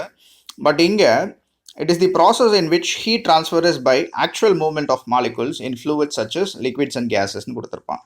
அங்கே நம்ம சாலிடுக்கு எடுத்துக்கிட்டோம் கண்டக்ஷன் அப்படிங்கிறப்ப, இந்த லிக்விட் கேஸஸ்லாம் எடுத்துக்கிட்டிங்கன்னா இங்கே ஹீட் ட்ரான்ஸ்ஃபர் நடக்கிறதுக்கு பார்ட்டிகளே நவுந்து போயிடுது, ரைட்? அப்போ ஒரு பார்ட்டிகல்னால் மாலிகுல்ஸ் நிறைய இருக்கும். இந்த மாலிகுல் கொஞ்சம் ஹீட் அப்சர்வ் பண்ணுச்சுன்னா அதுவே நகர்ந்து போய் இன்னொரு இடத்துல ஹீட்டை கொடுத்துட்டு வருது. ஓகே, இப்போ ஒரு சாலிடில் ஒரு இருக்கிற பார்ட்டிகல்ஸ் அந்த இடத்த விட்டு நகர போகிறது கிடையாது, ஹீட் எனர்ஜி மட்டும் தான் ட்ரான்ஸ்ஃபர் ஆகுது. ஆனால் கன்வெக்ஷனை பொறுத்த வரைக்கும் அந்த மெட்டீரியல் இருக்குன்னா அதில் இருக்கிற மாலிகுல்ஸ், ஆட்டம்ஸு தானே நகர்ந்து போய் ஹீட்டை கொடுத்துட்டு வர்றது. ஓகே, ரைட், இதை கன்வெக்ஷன் சொல்கிறோம். So molecules move freely from one place to another. It happens naturally or forcefully. நேச்சுரலாகவும் நடக்கலாம், இல்லை ஃபோர்ஸ் பண்ணியும் நடக்கலாம். This process is called convection, right? So actual movement of molecules in fluids இருந்துச்சுன்னா அதை convection அப்படின்னு சொல்லி நம்ம சொல்கிறோம். இந்த கன்வெக்ஷனுக்கு பெஸ்ட் எக்ஸாம்பிள் நம்ம பாய்லிங் வாட்டர் இன் குக்கிங் பாட். சாதாரணமாக ஒரு சுடுதண்ணி வைக்கிறோம் அப்படின்னா அதில் பாருங்கள், ஆரம்பத்தில் டெம்பரேச்சர் எல்லா இடத்துலையும் ஒரே மாதிரி இருக்கும். இப்போ நீங்கள் கீழே ஹீட் பண்ண ஆரம்பிக்கிறனால அங்கே டெம்பரேச்சர் அதிகமாகும். டெம்பரேச்சர் அதிகமாச்சனால டென்சிட்டி குறையும். வாட்டர் அனாமலஸ் பிஹேவியர் விட்டுருங்க, அதுக்கப்புறம் உள்ள டெம்பரேச்சர் நான் சொல்கிறேன். ஓகே, அப்போது ஹீட் பண்ணுறப்ப டென்சிட்டி குறையிறதுனால இது என்ன ஆகுது அப்படின்னா எனக்கு மேலே வந்துடும். ரைட், அப்போ மேலே வர்றப்ப அந்த கீழே இருக்கிற லிக்விட் மாலிகுல்ஸ் அதை அப்சர்வ் பண்ண ஹீட் எனர்ஜி கொண்டு வந்து மேலே கொடுத்துரும். அப்போ கோல்டு இது கீழே போயிடும். இப்படியே கீழே இருக்கிறது மேலே, மேலே இருக்கிறது கீழே சர்க்குலேட் ஆகிட்டே இருக்கும். இப்படி தான் கொதிக்கும். இதை நீங்கள் நார்மலாகவே அப்சர்வ் பண்ணலாம். தண்ணி கொதிக்க ஆரம்பித்த பிறகு எப்படி பாயில் ஆகுது அப்படிங்கிறது அப்சர்வ் பண்ணியிருப்பீங்க. Right, so actual movement of பார்ட்டிகல்ஸ்னால உங்களுக்கு ஹீட் ட்ரான்ஸ்ஃபர் நடந்துச்சுன்னா அதுதான் நீங்கள் கன்வெக்ஷன் சொல்கிறோம். Okay, right. The back and forth movement of molecules is call convection current. Molecules முன்னும் பின்னுமா நகர்ந்துக்கிட்டே இருக்கிறத நம்ம கன்வெக்ஷன் கரண்ட் அப்படின்னு சொல்லியும் சொல்லலாம். அண்ட் ரூம் ஹீட்டர்ஸ்லேயும் இதை நம்ம யூஸ் பண்ணுறோம். இப்போ ஒரு ஏசி, நம்ம ஏசி பார்த்துருப்போம், அது மாதிரி ரூம் ஹீட்டர்ஸ், ரூமை வந்து வார்மாக வைக்கிறதுக்கு ஹீட்டர்ஸ் இருக்குது. அங்கேயும் இதே தான் நடக்குது. இப்போ ஒரு ஹீட்டருக்கு நான் யூஸ் பண்ணுறேன்னா அந்த பக்கத்தில் இருக்கிற ஏர் மாலிகுல் ஹீட் ஆகிடும். ஹீட் ஆனோடனே அது ரைஸ் ஆகிடும். அது அங்கே கோல்டு மாலிகுல்ஸ் வந்து அந்த இடத்த ரீப்ளேஸ் பண்ணும். அப்போ இப்படியே சர்க்குலேஷன் நடக்குது, ரூம் ஹீட்டாக இருக்குது அப்படிங்கிற மாதிரி கொடுத்துருப்பான். ரைட், இது கன்வெக்ஷன். கன்வெக்ஷனுக்கு ஒரு எக்ஸாம்பிளாக இந்த டூ யூ நோ அப்படிங்கிற டாப்பிக்கில் கொடுத்துருப்பான். Land breeze and sea breeze அப்படிங்கிற கான்செப்டை பற்றி நம்ம பார்க்க போகிறோம். லேண்ட் ப்ரீஸ்னால் என்னென்னா கடல் காற்றுன்னு சொல்லுவாங்க. கடல்லேருந்து காற்று வர்றதை லேண்ட் ப்ரீஸ் அப்படின்ட்டோம். நிலத்திலேருந்து காற்றில் வர்றதை லேண்ட் ப்ரீஸ் அப்படின்னு சொல்லிட்டு நம்ம சொல்லுவோம். ஓகே, இது எதனால் நடக்குது பாருங்கள். காற்று எதுக்காக கடல்லேருந்து இங்கே வரணும், அதே மாதிரி நைட் டைமில், இது பகலில் நடக்கும். பகலில் கடல்லேருந்து காற்று நிலத்தை நோக்கி வரும். நைட் டைமில் நிலத்திலேருந்து காற்று கடலை நோக்கி போகும். ஓகே, அதனால தான் இதுக்கு சீ ப்ரீஸ், இதுக்கு லேண்ட் ப்ரீஸ் அப்படின்னு சொல்லி சொல்கிறோம். ரைட், இது எதனால் நடக்குது அப்படின்னு பார்த்தீங்கன்னா கன்வெக்ஷன் ப்ராசஸ்னால தான் நடக்குது. ஓகே, அது எப்படிங்கிறத பார்க்க போகிறோம். இப்போது ஒரு பேசிக்கான விஷயம் ஞாபகம் வச்சுக்கோங்க. லிக்விட், அதாவது கடல் தண்ணி, நிலம், சாண்ட் எடுத்துக்கிட்டிங்கன்னா ரெண்டில் எது சீக்கிரமாக ஹீட் அப்சர்வ் பண்ணோம் அப்படின்னா லேண்டு தான். சாலிட் தான் எப்போவுமே சீக்கிரமாக ஹீட் அப்சர்வ் பண்ணும் when compared to liquid. Okay, இப்போ சீக்கிரமாக ஹீட் அப்சர்வ் பண்ணதுன்னா சீக்கிரம் லூஸும் பண்ணும். இது ஹீட் கெப்பாசிட்டி கான்செப்டில் நீங்கள் பார்த்துருப்பீங்க. ஒரு மெட்டீரியல் எந்த அளவுக்கு வேகமாக ஹீட் அப்சர்வ் பண்ணதோ அந்த அளவுக்கு வேகமாக ஹீட்டை லூஸ் பண்ணவும் செய்யும். எந்த மெட்டீரியல் ஸ்லோவாக அப்சர்வ் பண்ணதோ அதுக்கு தான் ஹீட் கெப்பாசிட்டி அதிகம். மெதுவாக அப்சர்வ் பண்ணும், அதே மாதிரி மெதுவாக தான் அதை லூஸ் பண்ணும். ரொம்ப நேரத்துக்கு அதை ஹீட்டை ரீட்டைன் பண்ணக்கூடும். ஓகே, அப்போது லேண்டு சி எடுத்துக்கிட்டிங்கன்னா லேண்டு சீக்கிரமாக ஹீட் ஆகும், சீக்கிரமாக கூல் ஆகும். சீயை பொறுத்தவரையும் மெதுவாக தான் ஹீட் ஆகும், அதே மாதிரி மெதுவாக தான் கூல் ஆகும். ரைட், இப்போ பகலில் லேண்டு சி எடுத்துக்கிறேன். இப்போ யார் ஃபஸ்ட்டு ஹீட் ஆவா அப்படின்னா லேண்டு ஃபஸ்ட்டு ஹீட் ஆகிடும். ரைட், சி வந்து மெதுவாக ஹீட் ஆகிட்டு இருக்கும். ஓகே, இப்போ லேண்டு சீக்கிரமாக ஹீட் ஆனதுனால இங்கே இருக்கிற ஏர் மாலிகுல்ஸ்லாம் ரொம்ப ஹீட் ஆகிடும். அதாவது லேண்டுக்கு மேலே இருக்கிற ஏர் வந்து ஹாட் ஆகிடும். அப்போ இந்த ஹாட் ஏர் அப்படிங்கிறப்ப ஒரு பொருள் சூடாயிடுச்சுன்னா அதனுடைய டென்சிட்டி கம்மியாகிடும். டென்சிட்டி கம்மியானது எப்போவுமே கீழே இருக்காது, மேல் நோக்கி போயிடும். பாருங்கள், இங்கேயும் ஏர் இருக்குது, இங்கேயும் ஏர் இருக்குது. இப்போ டென்சிட்டி கம்மியான ஏர் என்ன ஆகும், நமக்கு ஹீட் ஆகிறதுனால டென்சிட்டி கம்மியாகி மேலே போயிடும். அப்போ அந்த இடம் எனக்கு எம்டி ஆகிடும். இப்போ இந்த இடம் எனக்கு எம்டி ஆகிடுச்சு அப்படின்னா அதை ஃபில் பண்ணுறதுக்கு இங்கே இருக்கிற ஏர் இங்கே வரும். ப்ரெஷர் டிஃப்ரென்ஸ் ஏற்படும். ஓகே, நம்ம அடிக்கடி கேள்விப்படுவோம் வெப்பச்சலனத்தின் காரணமாக மழை பெய்யுது அப்படின்னு சொல்லி சொல்லுவோம். அந்த வெப்பச்சலனம் அப்படிங்கிறது தான் கன்வெக்ஷன். ஓகே, இப்போ இந்த சீ ப்ரீஸ் ஏற்படுறதுனால இப்போ இந்த காற்று நவர்றப்ப என்ன ஆகுனா இங்கே இருக்கிற மேங்களையும் அடிச்சு எடுத்துகிட்டு வரும். அப்போ அப்படியே தான் உங்களுக்கு மழை பெய்யறதுக்கான பாசிபிலிட்டிஸே இருக்குது அப்படிங்கிறத நம்ம பார்க்குறோம். Okay, right. ஸோ மறுபடியும் சொல்கிறான், பகலில் லேண்டு சீக்கிரம் ஹீட் ஆகுது, சி வந்து ஸ்லோவாக ஹீட் ஆகுது. இங்கே இருக்கிற ஏர் சீக்கிரமாக ஹீட் ஆகிறதுனால மேலே போயிடுது. அதை ஃபில் பண்ணுறதுக்கு இங்கே இருக்கிற ஏர் வருது ப்ரெஷர் டிஃப்ரென்ஸ்னால. ரைட், அண்ட் அப்போது காற்று வந்து சீலேருந்து லேண்டுக்கு வருது. அப்படியே நைட் எடுத்துக்கிட்டிங்க அப்படின்னா இங்கே லேண்டு சீக்கிரமாக கூல் ஆயிரும்னு நான் சொல்லியிருக்கிறேன். அப்போ இது கூல் ஆகிடுச்சு, ஆனால் கடல் இன்னும் ஹீட்டாக தான் இருக்கும். கடல் பகல் ஃபுல்லாக அப்சர்வ் பண்ண ஹீட்டை இன்னும் வச்சுருக்கும், ரீட்டைன் பண்ணியிருக்கும். அப்போ இங்கே இருக்கிற ஏர் ஹீட் ஆகும் எனக்கு. ஓகே, இப்போ இது மேலே போய்டும். இங்கே இருக்கிற ஏர் என்ன ஆகும், கூல் ஏர் வந்து இந்த கேப்பை வேக்கன்சியை ஃபில் பண்ணும். ரைட், நேச்சுரலாக நிறைய ப்ராசஸ் இப்படி தான் நடக்குது. Okay, right. அப்போ இங்கே ஏர் வந்து எங்கேருந்து எங்கே போகும் அப்படின்னா லேண்ட்லேருந்து சீக்கு போகும். ரைட், இதை லேண்ட் பிரேஸ் அப்படின்னு சொல்லி நம்ம சொல்கிறோம். Okay, so land breeze and sea breeze convection ப்ராசஸ்னால எப்படி உண்டாகுது அப்படிங்கிறத இங்கே நம்ம பார்த்து முடிச்சிருக்கிறோம். ஸோ கன்வெக்ஷன்னா என்னன்னு பார்த்தாச்சு, கன்வெக்ஷன்னா என்னன்னு பார்த்தாச்சு. பார்ட்டிகல் நகரவே இல்லை அப்படின்னா அது கண்டக்ஷன். சாலிட்ஸில் மோஸ்ட்லி நடக்கும். லிக்விட் அண்ட் கேஸஸில் ஆக்சுவலாக பார்ட்டிகல்ஸே நகர்ந்து போய் ஹீட் எனர்ஜி ட்ரான்ஸ்ஃபர் பண்ணுச்சுன்னா அதுக்கு பேர் கன்வெக்ஷன். மூணாவது ப்ராசஸ்க்கு பேர் ரேடியேஷன். ரைட், ஒரு ஸ்டவ் இருக்குது, அடுப்பு இருக்குது, அது பக்கத்தில் போய் நீங்கள் நின்னீங்க அப்படின்னா நெருப்பு அங்கே எரிஞ்சாலுமே அதனுடைய வெப்பத்தை நீங்கள் பக்கத்தில் உணர முடியும், right? So when we keep our hands near the hot stove, we feel the heat even though our hands are not touching the stove. Okay, இதே மாதிரி we receive energy from the sun in the form of radiations. இப்போ சூரியன் இருக்குது, அங்கே அவ்வளோ temperature இருக்குது, அவ்வளோ heat energy இருக்குது. அங்கே சூரியன்லேருந்து நம்ம பூமிக்கு ஹீட் எனர்ஜி வருது, ரைட்? ஊடையில் என்ன இருக்குது, இன்பிட்வீனில் என்ன இருக்குது அப்படின்னு பார்த்தீங்கன்னா ஒன்றும் கிடையாது. as far as we know, நமக்கு தெரிஞ்ச வரையும் இன்பிட்வீனில் எந்த மீடியமும் கிடையாது, வேக்கம் மட்டும்தான் இருக்குது அப்படின்னு சொல்லி சொல்கிறோம். அப்போ இந்த வேக்கம் வழியாக எந்த மீடியமும் இல்லாமல் ஹீட் எனர்ஜி ஒரு இடத்துலேருந்து இன்னொரு இடத்துக்கு ட்ரான்ஸ்ஃபர் ஆச்சுன்னா அதை தான் நம்ம ரேடியேஷன்னு சொல்கிறோம். ஓகே, அப்போ ரேடியேஷன்னா என்ன அப்படின்னா, it is the form of energy transfer from one body to another by electromagnetic waves without any medium. Okay, electromagnetic waves தான் ஹீட் ட்ரான்ஸ்ஃபர் ஆகுது. மோஸ்ட்லி ஐஆர் ரேடியேஷன்ஸ் இந்த மாதிரிலாம் ஹீட் எனர்ஜி ரேடியேஷன் தான். ஓகே, அப்போ ஒரு இடத்துலேருந்து இன்னொரு இடத்துக்கு ஹீட் எனர்ஜி ட்ரான்ஸ்ஃபர் ஆகுது, ஆனால் ஊடையில் எந்த மீடியமும் கிடையாது. மோஸ்ட்லி எலக்ட்ரோமேக்னெட்டிக் வேவ்ஸாக ஹீட் ட்ரான்ஸ்ஃபர் நடந்துச்சுன்னா தட் இஸ் கால்டு ரேடியேஷன் அப்படின்னு சொல்லி சொல்கிறோம். சன் வந்து நமக்கு எனர்ஜி ரேடியேட் தான் பண்ணுது. There is no conduction or convection. Okay, இதுக்கு எக்ஸாம்பிள் கொடுத்துருப்பான், solar energy from the sun, radiation from room heater அப்படின்னு சொல்லிட்டு, ரைட்? ரூம் ஹீட்டரில் கன்வெக்ஷன் நடக்கும், இல்லைன்னு சொல்லலை. இங்கே ரேடியேட் ஆகுது, அங்கே இருக்கிற ஹீட்டர் நாம் உணர முடியுதுன்னா ரேடியேஷன் மூலமாக உணர முடிச்சுன்னா அது ரேடியேஷனும் நம்ம எடுத்துக்கலாம். ஓகே, ஸோ ஜென்ரலாக ஹீட் ட்ரான்ஸ்ஃபர் அப்படிங்கிறப்ப it happens through three processes or three modes of heat transfer: conduction, convection and radiation. Actual particle movement இல்லாமல் நடந்துச்சுன்னா conduction, actual movement of particles இருந்துச்சுன்னா convection, and எந்த பார்ட்டிகளுமே இல்லை, ஹீட் எனர்ஜி எலக்ட்ரோமேக்னெட்டிக் வேவ்ஸை டிரான்ஸ்மிட் ஆகுது அப்படின்னா that is call radiation. அடுத்து இந்த நோட்டில் ஒன்று கொடுத்துருப்பான், the parameter temperature is generally thought to be associated with matter, solids, liquids and gases, but radiation is also considered as a thermodynamic system which has well defined temperature and pressure அப்படின்னு சொல்லி கொடுத்துருப்பான். Okay, பொதுவாக temperature அப்படின்னாலே ப்ரெஷர்னாலே சாலிடுக்கு இருக்கும், லிக்விடுக்கு இருக்கும், கேஸ்க்கு இருக்கும்னு நம்ம சொல்லுவோம். அப்படி கிடையாது, அது மட்டும் கிடையாது, ரேடியேஷனுக்கும் அதை அப்ளை பண்ணலாம் அப்படின்னு சொல்லி சொல்கிறோம். ஓகே, சன்லேருந்து வர ரேடியேஷன் எடுத்துக்கலாம், அதுக்கும் டெம்பரேச்சர் இருக்குது, ப்ரெஷர் இருக்குங்கிறான். ஓகே, இப்போ அதுக்கு எக்ஸாம்பிளாக the visible radiation coming from the sun is at a temperature of 5700 Kelvin. சன்லேருந்து வரக்கூடிய ரேடியேஷன் எவ்வளோ டெம்பரேச்சரில் இருக்குன்னா 5700 கெல்வின், ரொம்ப அதிகமான டெம்பரேச்சர். இதில் வெறும் 273 சப்ராக்ட் பண்ணிங்கன்னா மீதி இருக்கிறது அப்படியே கெல்வின், 5500 கெல்வின் கிட்ட உங்களுக்கு ரஃப்லி. ஓகே, இப்போது சாரி 500 வர 400 ரஃப்லி. ஓகே, இப்போ 5000 டிகிரி சென்டிகிரேட் டெம்பரேச்சர் இருக்கிற ரேடியேஷன் தான் உங்களுக்கு சன்லேருந்து வருது. ஓகே, அந்த ரேடியேஷன் அப்சர்வ் பண்ணிட்டு எர்த் அதை மறுபடியும் எமிட் பண்ண இன்ஃப்ராரெட் ரேஞ்சில், அதனுடைய temperature 300 kelvin. Okay, right. So அது ரூம் டெம்பரேச்சர். ரைட். ஸோ ரேடியேஷனுக்கும் டெம்பரேச்சருக்கு ப்ரெஷர் இருக்குது அப்படிங்கிறதோட நம்ம முடிக்கிறோம். அடுத்ததாக நியூட்டன்ஸ் லா ஆஃப் கூலிங் அப்படிங்கிற டாப்பிக்கை பார்க்க போகிறோம். நியூட்டனின் குளிர்வு விதின்னு சொல்லுவாங்க. நியூட்டன் இதுக்கும் ஒரு லா கொடுத்துருக்குறாரு. ஓகே, நியூட்டன்ஸ் லானாலே அந்த 3 லாஸ் மட்டும் தான் நமக்கு ஞாபகம் வரும். But law of cooling heat energy base பண்ணி ஒரு லா கொடுத்துருக்குறாரு. ஓகே, அது என்ன அப்படிங்கிறது இங்கே பார்க்கலாம். Newton's law of cooling states that the rate of loss of heat of a body is directly proportional to the difference in temperature between the body and its surroundings. Okay, இப்போ ஒரு object இருக்குது, அது heat எனர்ஜியை loose பண்ணுது, அது ஹாட்டாக இருக்குது அப்படின்னு சொல்லி வச்சுக்கலாம். அது ஹீட் எனர்ஜியை லூஸ் பண்ணுதுன்னா அது ஹீட் எனர்ஜியை லூஸ் பண்ணுற வீதம், அதாவது with respect to time, the rate of loss of heat, அது எதுக்கு ப்ரொபோர்ஷனலாக இருக்குன்னா டெம்பரேச்சர் டிஃப்ரென்ஸுக்கு ப்ரொபோர்ஷனலாக இருக்குங்கிறான்.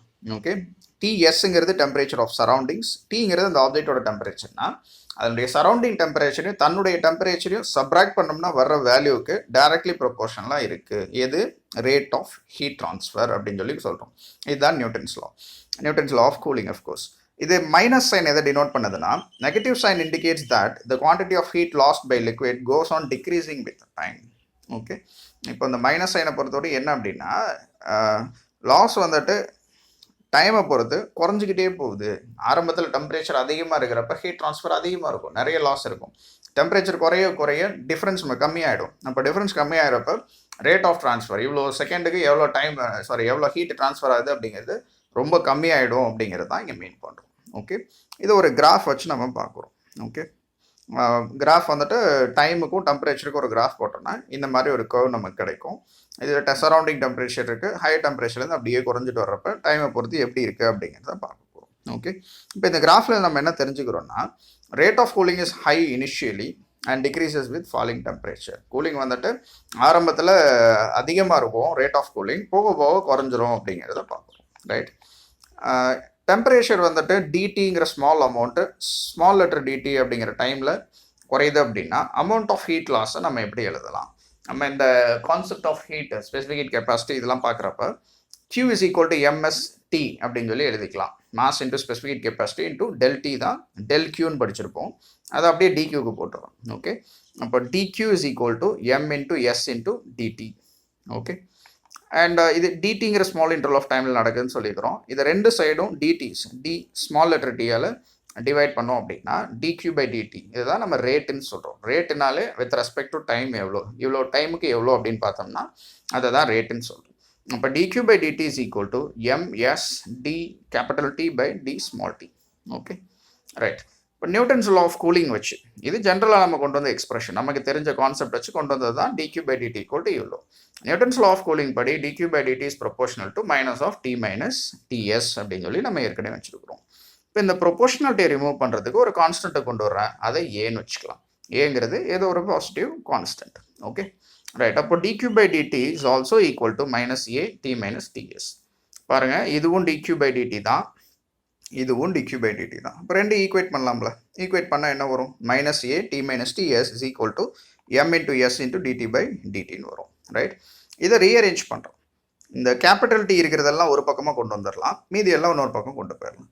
அப்போது டிடி இங்கே இருக்குது, இந்த டி மைனஸ் டிஎஸ்ஐ கீழே கொண்டு வந்து இதையெல்லாம் அங்கே கொண்டு போய் ரீஅரேஞ்ச் பண்ணால் இந்த ஈக்குவேஷன் வரும்.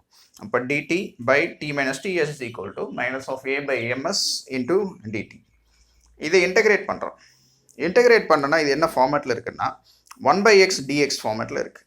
ஓகே, 1/x இன்டகிரேட் பண்ணோம்னா நமக்கு லான் வந்துடும், நேச்சுரல் லாகரிதம் ஆஃப் அந்த கீழே உள்ள வேல்யூ எக்ஸ் வந்துடும். ஓகே, அப்போ 1/x dx இன்டகிரேட் பண்ணோம்னா லான் ஆஃப் எக்ஸ்ன்னு வரும். அதுபடி ln of T minus DS is equal to a by ms constant, அதை அப்படியே வெளியில் கொண்டு வந்துடலாம். Minus of A by ms dt integrate பண்ணிங்கன்னா ஜஸ்ட் டி. ஓகே, அப்போ minus of A by ms into t plus B1 வரும். இந்த B1ங்கிறது என்ன அப்படின்னா இது ஒரு இன்டகிரேஷன் கான்ஸ்டன்ட் ஆஃப் இன்டகிரேஷன் சொல்லியிருக்கோம். இது மேத்தமெட்டிக்ஸில் நீங்கள் படிச்சிருப்பீங்க. நார்மலாக ஒரு இன்டெஃபினைட் இன்டெகிரலை நீங்கள் இன்டகிரேட் பண்ணிங்கன்னா கூடவே எப்போவும் ஒரு கான்ஸ்டன்ட் வந்துடும். லிமிட் போட்டு இன்டகிரேட் பண்ணிங்கன்னா இது தேவைப்படாது. இங்கே லிமிட்ஸ் இல்லை அப்படிங்கிறனால நம்ம இன்டகிரேஷன் கான்ஸ்டன்ட் அப்படிங்கிற ஒரு விஷயத்தையும் கொண்டு வரோம். அடுத்ததான் என்ன பண்ணுறோம்னா எக்ஸ்பொனன்ஷியல் எடுக்கிறோம் ரெண்டு பக்கம், taking exponential on both sides. இப்போ இ பவர் லான் போட்டோன்னா இ பவரும் லானும் கேன்சல் ஆகிடும் அப்படிங்கிற மாதிரி நம்ம பிளைண்டாக அஸ்யூம் பண்ணிக்கலாம். அது இருக்குது, நம்ம மேக்ஸில் இருக்குது. ஈயும் லானும் கேன்சல் ஆகிடும் அப்படிங்கிற மாதிரி. அப்போ இதுக்கு எக்ஸ்பொனன்ஷியல் எடுத்தோன்னா இது கேன்சல் ஆகிடுச்சுன்னா எனக்கு டி மைனஸ் டிஎஸ் மட்டும்தான் இருக்கும். இட் இஸ் ஈக்குவல் டு இது மொத்தமும் இ பவரில் போயிடும்.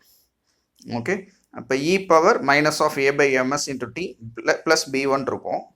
ரைட், ஓகே, அது டி மைனஸ் டிஎஸ்க்கு ஈக்குவலாக இருக்கும். அப்போ அந்த டிஎஸ் அந்த சைடு கொண்டு போனீங்கன்னா T equal to DS plus B2 e power minus of A by ms into t அப்படின்னு சொல்லி வந்துடும். ரைட், இதில் என்ன அப்படின்னா இந்த இ பவர் B1 B2 அப்படிங்கிற ஒரு கான்ஸ்டண்ட்டாக வச்சுக்கிறோம். பாருங்கள், ரெண்டு பக்கமும் எக்ஸ்பொனன்ஷியல் எடுக்கிறப்ப இது டி மைனஸ் டிஎஸ் ஆகிடுது, இது e power minus A by ms into t plus B1 இருக்குது.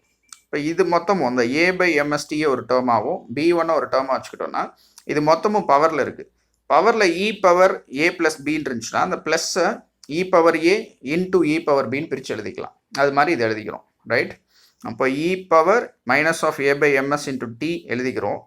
இ பவர் B1 ஒன்று இருக்கும், ஏன்னா ப்ளஸில் இருக்கிறனால பிரித்து எழுதுறப்ப எக்ஸ்பொனன்ஷியல் பிரித்து எழுதுறப்ப இதுக்கு ஒரு இ பவர் இதுக்கு ஒரு இ பவர்னு வரும். அந்த இ பவர் B1 தான் நம்ம B2ங்கிற இன்னொரு கான்ஸ்டண்ட்டாக வச்சுக்கிறோம்.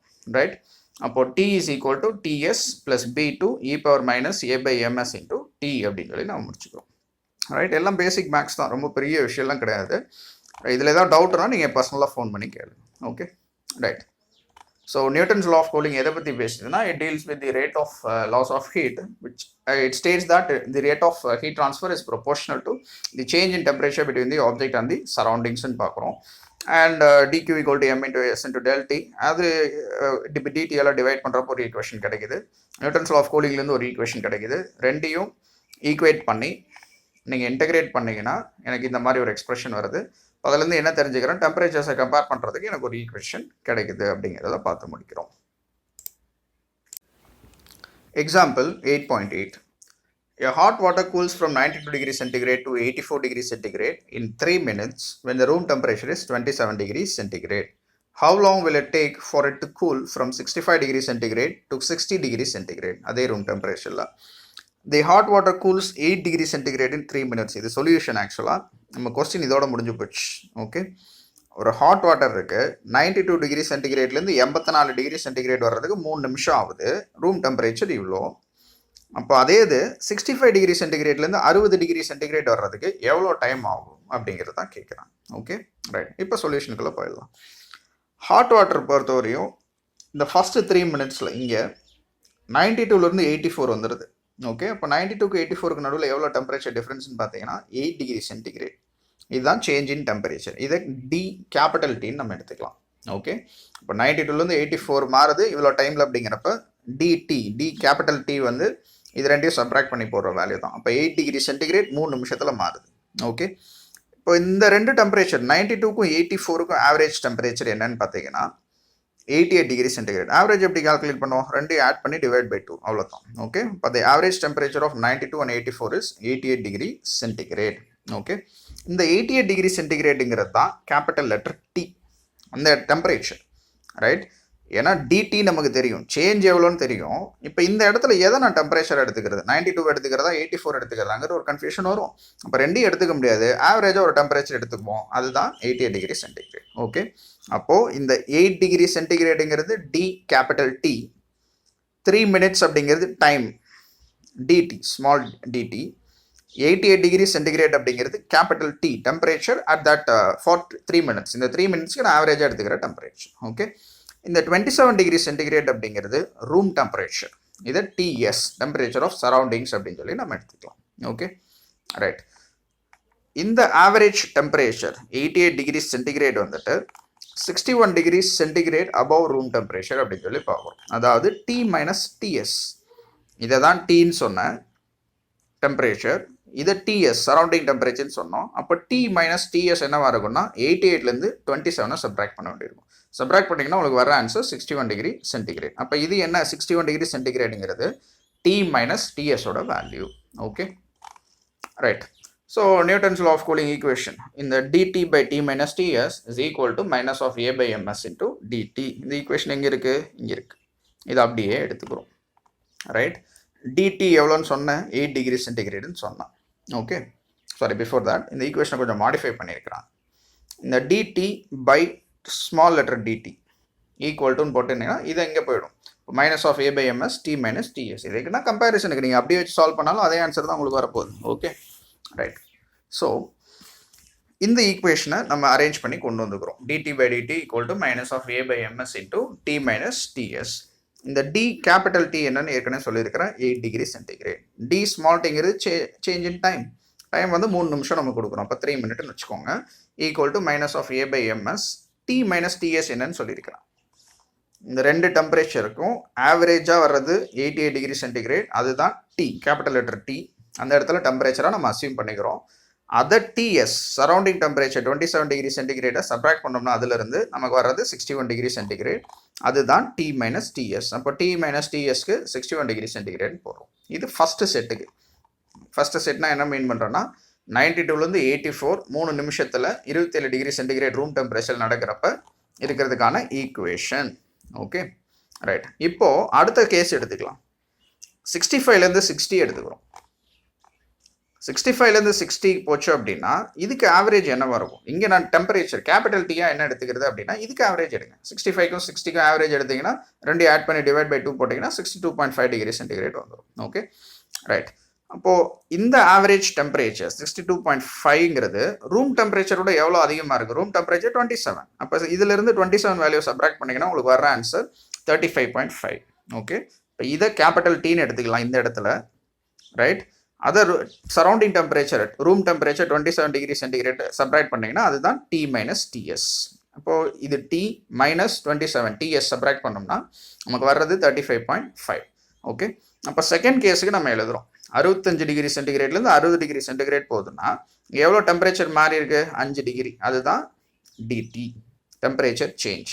5 degree by dt small t எவ்வளோ டைமில் நடந்திருக்குன்னு தான் நமக்கு தெரியாது, அதுதான் கண்டுபிடிக்கணும். அப்போ டிடி தான் நான் கண்டுபிடிக்கணும். Equal to minus of A by ms D minus ts என்னங்கிறது இங்கே பார்த்துருக்குறோம் 35.5 டிகிரி சென்டிகிரேட். ஓகே, அப்போ ஃபஸ்ட் இன்ஸ்டன்ட்டுக்கு ஒரு ஈக்குவேஷன், செகண்ட் இன்ஸ்டன்ட்டுக்கு ஒரு ஈக்குவேஷன் நமக்கு கிடச்சிருச்சு. இப்போ ரெண்டையும் நீங்கள் டிவைட் பண்ணிங்கன்னா ஃபர்ஸ்ட் ஈக்குவேஷனையும் செகண்ட் ஈக்குவேஷன் நீங்கள் டிவைட் பண்ணுங்கள். இப்போ 8/3 by 5/dt is equal to இதெல்லாம் வரும். a/msலாம் கேன்சல் பண்ணிடலாம். இப்போ மீதி உங்களுக்கு இருக்க போகிறது இதுதான். 8 into dt/3 into 5 is equal to 61/5.5. இப்போ dt தான் நமக்கு வேணும், டைம் தான் வேணும். 65லேருந்து 60 வர்றதுக்கு எவ்வளோ டைம் அப்படிங்கிறது தான் வேணுங்கிறதுனால இது எல்லாத்தையும் ரீஅரேஞ்ச் பண்ணிடுங்க. ரீஅரேஞ்ச் பண்ணுறப்ப எவ்வளவு நிமிஷம் அப்படிங்கிறது உங்களுக்கு ஆன்சராக கிடைக்கும். ஓகே, அப்போ அதில் கவனித்து பார்க்க வேண்டிய விஷயம் என்ன அப்படின்னா 92லேருந்து 84க்கு வர்றதுக்கு 3 நிமிஷம் ஆச்சு. ஓகே, அதே இது 65லேருந்து 60க்கு வர்றதுக்கு 3 நிமிஷத்துக்கு மேலேயே ஆகுது. அதுதான் நம்ம ஏற்கனவே நியூட்டன்ஸ் லா ஆஃப் கூலிங்லேயே பார்த்தோம். டெம்பரேச்சர் அதிகமாக இருக்கிறப்ப சரௌண்டிங்க்கும் அந்த ஆப்ஜெக்ட்டுக்கும் டெம்பரேச்சர் அதிகமாக இருக்கிறப்ப ரேட் ஃபாஸ்ட்டாக இருக்கும், சீக்கிரமாக நடக்கும் டெம்பரேச்சர் டிஃப்ரென்ஸ். அதாவது பாருங்கள், 3 நிமிஷத்தில் 8 டிகிரி சென்டிகிரேடு குறைஞ்சிருச்சு. ஆனால் இங்கே வந்து 3.22 நிமிஷம் ஆனாலுமே இங்கே 5 டிகிரி சென்டிகிரேட் தான் உங்களுக்கு வேரியேஷன் ஏற்படுது. ஓகே, இப்போ ரேட் ஆஃப் கூலிங் எங்கே நடக்குது ஃபாஸ்ட்டாக அப்படின்னா டெம்பரேச்சர் அதிகமாக இருக்கிறப்ப நடக்குது அப்படிங்கிறத இந்த ப்ராப்ளம் மூலமாக நம்ம அப்சர்வ் பண்ணுறோம். தமிழ் வழி மாணவர்களின் கவனத்திற்கு இந்த வகுப்பில் நம்ம என்னெல்லாம் பார்த்துருக்கோம் அப்படின்னா நீரின் முரண்பட்ட விரிவுனா என்ன, அதாவது அனாமலஸ் எக்ஸ்பான்ஷன் ஆஃப் வாட்டர்னா என்ன அப்படிங்கிறத பார்க்குறோம். சாதாரண வெப்பநிலைகள் எடுத்துக்கிட்டோம்னா திரவங்கள் படுத்தப்படும் போது விரிவடையும் மற்றும் குளிர்விக்கும் போது சுருங்குங்கிறத பார்த்துருக்குறோம். ஆனால் நீர் எடுத்துக்கிட்டோம் அப்படின்னா இதுக்கு ஒரு முரணான பண்பை பெற்றிருக்கு. இதை தான் நம்ம நீரின் முரண்பட்ட விரிவுன்னு சொல்கிறோம். 0லேருந்து 4 டிகிரி சென்டிகிரேட் வந்து நீங்கள் வெப்பப்படுத்தும் போது விரிவடைகிறதுக்கு பதில் தான் அது சுருங்குது அப்படிங்கிறத பார்க்குறோம். இதை வரைபடங்களின் மூலமாக நம்ம பார்த்து முடித்தோம். இதன் அடிப்படையில் தான் ஐஸ் கட்டி வந்து தண்ணிக்கு மேலே மிதக்குது. ஏன்னா அதனுடைய டென்சிட்டி அடர்த்தி வந்து குறைவாக இருக்குது. அதனால் நீரில் வாழக்கூடிய அந்த உயிரினங்களுக்கு பாதிப்பு இல்லை அப்படிங்கிற மாதிரி பார்த்தோம். அடுத்ததான் நிலை மாற்றம்னா என்ன. பொதுவாக அனைத்து பொருட்கள் எடுத்துக்கிட்டோம்னா திட, திரவ மற்றும் வாயு அப்படிங்கிற 3 நிலைகளில் காணப்படும். வெப்பப்படுத்தும் போது அல்லது குளிர்விக்கும் போது பொருட்களின் நிலை மாறுது அப்படிங்கிறத பார்த்தோம். அதுக்கு எடுத்துக்காட்டு எதுலேருந்து எதுக்கு மாறுச்சுன்னா அதுக்கு உருகுதல், ஆவியாதல், பதங்கமாதல், உறைதல், சுருங்குதல் அப்படின்லாம் நம்ம பேர் வச்சிருக்கிறோம் அப்படிங்கிறத பார்த்தோம். இது ஒரு படத்தின் மூலமாக காமிச்சிருக்கிறான். அடுத்ததான் உள்ளுறை வெப்ப ஏற்பு திறன் அப்படின்னா என்ன, லேட்டன்ட் ஹீட் கெப்பாசிட்டினா என்ன அப்படின்னா ஓரளவு நிறையுடைய பொருளின் நிலையை மாற்றுவதற்கு தேவைப்படும் வெப்ப ஆற்றலின் அளவு அப்படின்னு சொல்லி நம்ம பார்த்தோம். பொருளின் உள்ளுறை வெப்பம் அப்படின்னு சொல்லி சொல்கிறோம். ஓகே, அதாவது ஓரளவு நிறையுள்ள பொருள் எடுத்துக்கிறோம், அதை ஒரு நிலையிலிருந்து இன்னொரு நிலைக்கு மாற்றுறதுக்கு எவ்வளோ வெப்ப ஆற்றல் அதுக்கு தேவை அப்படிங்கிறதான் நம்ம உள்ளுறை வெப்ப ஏற்பத்திறன்னு சொல்கிறோம். அதுக்கு ஒரு சமன்பாடு, அதனுடைய அலகு என்ன அப்படிங்கிறதையும் பார்த்தோம். இப்போ L = Q/m, QM இதனுடைய அலகு ஜூல், எம்ங்கிறது நிறை, அதனுடைய அலகு கிலோகிராம். அதை வச்சு தான் அலகு சொல்கிறோம். இப்போ நிலை மாற்றம் நடக்கும் பொழுது ஒரு நிலையிலேருந்து இன்னொரு நிலைக்கு மாறுது. இப்போ உதாரணத்துக்கு உருகுதல் எடுத்துக்கிட்டிங்க அப்படின்னா அல்லது ஆவியாதல் எடுத்துக்கிட்டிங்க அப்படின்னா இந்த இடத்துல வெப்பநிலை மாறாமல் இருக்கும் அப்படிங்கிறத நம்ம மனசில் வச்சுக்க வேண்டியது. அதுதான் இங்கே சொல்லியிருப்பான். நிலை மாற்றத்தின் பொழுது வெப்பத்தை கொடுக்கவோ அல்லது நீக்கவோ நேர்ந்தாலும் அதன் வெப்பநிலை மாறாமல் தொடர்ந்து அதே நிலையில் இருக்கும். வெப்ப ஆற்றல் மாறுபட்டாலும் வெப்பநிலை மாறாது அப்படிங்கிறத சொல்கிறோம். அடுத்ததா ஒவ்வொரு நிலைக்கும் திடலிருந்து திரவ நிலைக்கு மாறுச்சுன்னா அதுக்கு பேர் என்ன, லேட்டன் ஹீட் ஆஃப் ஃபியூஷன் அப்படின்னு சொல்லி உருகுதலின் உள்ளுறை வெப்பம் அப்படின்னு சொல்லி சொல்லியிருப்பாங்க. இதே மாதிரி மற்ற நிலைக்கு. அடுத்து முப்புள்ளினா என்ன அப்படிங்கிறத சொல்லியிருப்பான். ஒரு பொருள் இருக்குது அப்படின்னா 3 நிலைகளும் ஒரே நேரத்தில் இருந்துச்சு அப்படின்னா, அதாவது திட, திரவம் மற்றும் வாயு வெப்ப இயக்கச்சமையில் உள்ள பொழுது பொருளின் வெப்பநிலை மற்றும் அழுத்தமே பொருளின் முப்புள்ளின்னு சொல்கிறோம். அதாவது 3 நிலைகளும் ஒரு குறிப்பிட்ட வெப்பநிலை மற்றும் அழுத்தத்தில் இருக்குது அப்படின்னா அதை முப்புள்ளின்னு சொல்கிறோம். நீரை பொறுத்தவரையும் அது 273.1 கெல்வின். அதனுடைய ஆவி அழுத்தம் எவ்வளோ அப்படிங்கிறத இங்கே கொடுத்துருப்பான். அடுத்து வெப்ப அளவீட்டியல் பேர்லேயே இருக்குது, வெப்பத்தை அளக்க போகிறோம், அவ்வளோதான், ரொம்ப சிம்பிள். இப்போ அதை அளக்கிறதுக்கு கலோரிமீட்டர் அப்படிங்கிற ஒரு கருவியை பயன்படுத்துகிறோம். இது என்ன அடிப்படையில் செயல்படுதுன்னா ஒரு பொருள் என்ன ஆற்றலை இழக்குதோ அதே ஆற்றலில் தான் இன்னொரு பொருள் ஏற்க முடியும் அப்படிங்கிற அடிப்படையில் செயல்படுது. அப்போ Q ஏற்பு = -Q இழப்பு. அதற்கு சில சமன்பாடுகள்லாம். Q ஏற்பு அப்படிங்கிறது M2S2 போட்டு அந்த டெம்பரேச்சர்லாம் நம்ம மெஷர் பண்ணிக்கலாம் இங்கே தெர்மோமீட்டரை வச்சு. இது என்ன ஏதுன்னெல்லாம் ஏற்கனவே பார்த்துருக்குறோம். இப்போ இதுலேருந்து இறுதி வெப்பநிலைக்கான ஒரு சமன்பாட்டை நம்ம கொண்டு வர்றோம். ஓகே, இந்த இறுதி வெப்ப சமநிலை அப்படிங்கிறது பொருள்களின் நிறை, தன்வெப்ப ஏற்புத்திறன் போன்றவற்றை சார்ந்து இருக்கும். அப்போ நம்ம சராசரி எடுத்தெல்லாம் போட்டுற முடியாது. 2 வெப்பநிலை இருக்குன்னா 2க்கு சராசரி எடுத்தால் இறுதி வெப்பநிலை வரும்னு சொல்ல முடியாது. ஏன்னா இறுதி வெப்பநிலையானது மற்றவற்றையும் சார்ந்திருக்கு அப்படிங்கிறத இந்த குறிப்பு பகுதியில் காமிச்சிருப்பான். அடுத்தது வெப்ப மாற்றம் அல்லது ஹீட் டிரான்ஸ்ஃபர் அப்படிங்கிற கான்செப்டில் பார்த்தீங்கன்னா பொதுவாக வந்துட்டு வெப்பம் எப்படிலாம் ஒரு இடத்துலேருந்து இன்னொரு இடத்துக்கு போகணும்னா 3 வழிகள் நடைபெறும் அப்படின்னு சொல்லி சொல்கிறோம். வெப்ப கடத்தல், வெப்பச்சலனம் மற்றும் வெப்ப கதிர்வீச்சுன்னு சொல்கிறோம். வெப்ப கடத்தல் அல்லது கண்டக்ஷன்னா என்ன அப்படின்னா வெப்பநிலை வேறுபாட்டின் காரணமாக பொருள்களிடையே நேரடியாக வெப்ப மாற்றம் ஏற்படும் நிகழ்ச்சிக்கு வெப்ப கடத்தல் என்று பெயர் அப்படின்னு சொல்லியிருப்பான். ஓகே, அதாவது பொருள் இருக்குன்னா இப்போ ஒரு இரும்பு ராடு எடுத்து ஒரு முனையில் நீங்கள் சூடு பண்ணீங்கன்னா இன்னொரு முனைக்கு அந்த பொருளின் வழியாகவே வெப்பம் கடத்தப்படும். அதுதான் கண்டக்ஷன் அல்லது வெப்ப கடத்தல் அப்படின்னு சொல்கிறோம். அதை பேஸ் பண்ணி வெப்ப கடத்து திறன் தெர்மல் கண்டக்டிவிட்டினா என்ன, அதுக்கு ஒரு பெரிய டெஃபினேஷனிங்க எல்லாம் கொடுத்துருப்பாங்க. வெவ்வேறு பொருள்களுக்கு உண்டான வெப்ப கடத்தை எண்ணுக்கு உண்டான மதிப்பை கொடுத்துருப்பாங்க. இந்த டெஃபினேஷன் வந்துட்டு இந்த சமன்பாடை வச்சு தான் சொல்கிறோம். கே வந்து கியூக்கு எப்போ சமமாக இருக்கும், ஓரளவு பரப்பு இருக்கணும், ஓரளவு காலம், ஓரளவு நீளம், ஓரளவு வெப்ப மாற்றம் அப்படிங்கிறத சொல்லியிருப்போம். அண்ட் அதை கொண்ட அலகு என்னவாக இருக்கும் அப்படிங்கிறத இங்கே பார்த்து முடிச்சிருக்கிறோம். அடுத்ததாக ஸ்டெடி ஸ்டேட்னா என்ன, மாறா நிலைனா என்ன, எல்லா பக்கமும் ஒரே வெப்பநிலை இருக்கிறதுனால வெப்ப ஆற்றல் ஒரு இடத்துல இன்னொரு இடத்துக்கு பரவாமல் இருந்துச்சுன்னா அதுதான் ஸ்டெடி ஸ்டேட், மாறா நிலை அப்படின்னு சொல்கிறோம். இங்கே நம்ம அதை பார்த்துருக்கோம். அடுத்து பொருள்களின் வழியிடையே நேரடியாக வெப்பம் போச்சு அப்படின்னா வெப்ப கடத்தல்னு சொல்லியிருக்கிறோம். வெப்ப சலனம்னா என்ன அப்படின்னா திரவங்கள் மற்றும் வாயுக்கள் போன்ற பாய்மங்களில் உள்ள மூலக்கூறுகள் உண்மையான நகர்வுகளினால் வெப்ப ஆற்றல் மாற்றப்படும் நிகழ்வு வெப்பச்சலனம் அப்படின்னு சொல்கிறோம். இங்கே பொருள் நேரடியாக நகர்ந்தே போயிடுது. ஒரு இடத்துல கொடுக்கப்பட்ட ஆற்றலை இன்னொரு இடத்துக்கு பொருளே எடுத்து கொண்டு போய் கொடுத்துச்சுன்னா அதுதான் வெப்பச்சலனம் அப்படின்னு சொல்கிறோம். இதுக்கு எடுத்துக்காட்டு என்னென்னா, ஒரு பாத்திரத்தில் நீங்கள் நீரை கொதிக்க வைக்கிறப்ப என்ன ஆகுது அப்படின்னா அடியில் இருக்கிற துகள்கள் வெப்ப ஆற்றலை மேலே கொண்டு வந்து சேர்க்குது. இது வெப்பச்சலனத்துக்கு ஒரு எடுத்துக்காட்டு. அடுத்து வெப்ப கதிர்வீச்சுக்கு அப்படின்னா என்ன அப்படின்னா சூடாக உள்ள சமைக்கும் அடுப்பு ஒன்றின் அருகே நமது கைகளை நீட்டினால் வெப்பத்தை உணர முடியுது. அதே மாதிரி சூரியனிலிருந்து வரக்கூடிய வெப்பம் ஒன்றுமில்லாத வெற்றிடத்தின் மூலமாக நம்மளை வந்து சேருது. அப்போ இந்த இடத்துல மின்காந்த அலைகளால் ஒரு பொருளிலிருந்து மற்றொரு பொருளுக்கு மின்காந்த அலைகளினால் வெப்ப பரவும் நிகழ்வு தான் நம்ம ரேடியேஷன் அப்படின்னு சொல்லி சொல்கிறோம். அதாவது வெப்ப கதிர்வீச்சு அப்படின்னு சொல்லி சொல்கிறோம். இதுக்கு எடுத்துக்காட்டு இங்கே கொடுத்துருப்பாங்க. சூரியன்லேருந்து வரும் சூரிய கதிர்வீச்சு ஆற்றல், அரை சூரியத்திலிருந்து வரும் வெப்ப கதிர்வீச்சு அப்படின்னு சொல்லிட்டு இதை பேஸ் பண்ணி தான் கடல் காற்று எப்படி உருவாகுது, நிலக்காற்று எப்படி உருவாகுது. நிலம் வந்து கடலை விட எப்போவுமே வெப்ப ஆற்றலை சீக்கிரமாக எடுத்துக்கும், சீக்கிரமாக கொடுக்கவும் செய்யும். அப்போ பகலில் சீக்கிரமாக ஹீட் ஆகிறதுனால இங்கே இருக்கிற காற்றெல்லாம் மேலே போயிடும். அப்போ இதை சமன் செய்கிறதுக்கு கடலிருந்து காற்று இந்த இடத்துக்கு வருது. அதே இது இரவு நேரங்கள் எடுத்துக்கிட்டிங்கன்னா நிலம் வந்து சீக்கிரமாக கூலாகிடும், ஆனால் கடல் இன்னுமே பகலில் வாங்கின வெப்பத்தை வச்சுருக்கும். அப்போ இந்த இடத்துல காற்று சூடாகிடும். இங்கே இருக்கிற காற்றெல்லாம் மேலே போயிடும். சூடான காற்று எப்போவுமே மேலே தான் போகும். அப்போ இங்கே கரையில் இருக்கக்கூடிய காற்று இந்த இடத்த ஃபில் பண்ணுது. அப்போ நிலத்திலிருந்து கடலுக்கு காற்று வீசுது. அப்போ பகலில் கடல் காற்றும் இரவில் நிலக்காற்றும் ஏற்படுது அப்படிங்கிறது. இதுக்கு அடிப்படையே வெப்பச்சலனம் அப்படிங்கிறது தான் நம்ம பார்த்து முடிக்கிறோம். அடுத்ததாக நியூட்டனின் குளிர்வு விதினா என்ன அப்படிங்கிறது இந்த சமன்பாடு தான். நியூட்டனின் குளிர்வு விதியின்படி பொருள் ஒன்றின் வெப்ப இழப்பு வீதம் அப்பொருளுக்கும் சூழலுக்கும் உள்ள வெப்பநிலை வேறுபாட்டிற்கு நேர்த்தகவில் இருக்கும். அப்போ வெப்ப பரவக்கூடிய வீதமானது ரெண்டு டெம்பரேச்சருடைய டிஃப்ரென்ஸுக்கு தான் நேர்த்தகவில் இருக்கும் அப்படிங்கிறத பார்த்து முடித்தோம். அதற்கு சில சமன்பாடுகளின் மூலமாக டிக்யூஎம்எஸ் டிடின்னு போட்டு டிக்யூ பை டிடி அப்படின்னு போட்டு அடுத்து குளிர் விதியிலேருந்து ஒரு சமன்பாடை கொண்டு வந்து ரெண்டையும் சமன்படுத்துகிறோம். அது ரெண்டையும் தொகைப்படுத்தும் பொழுது நமக்கு இப்படி ஒரு சமன்பாடு கிடைக்குது.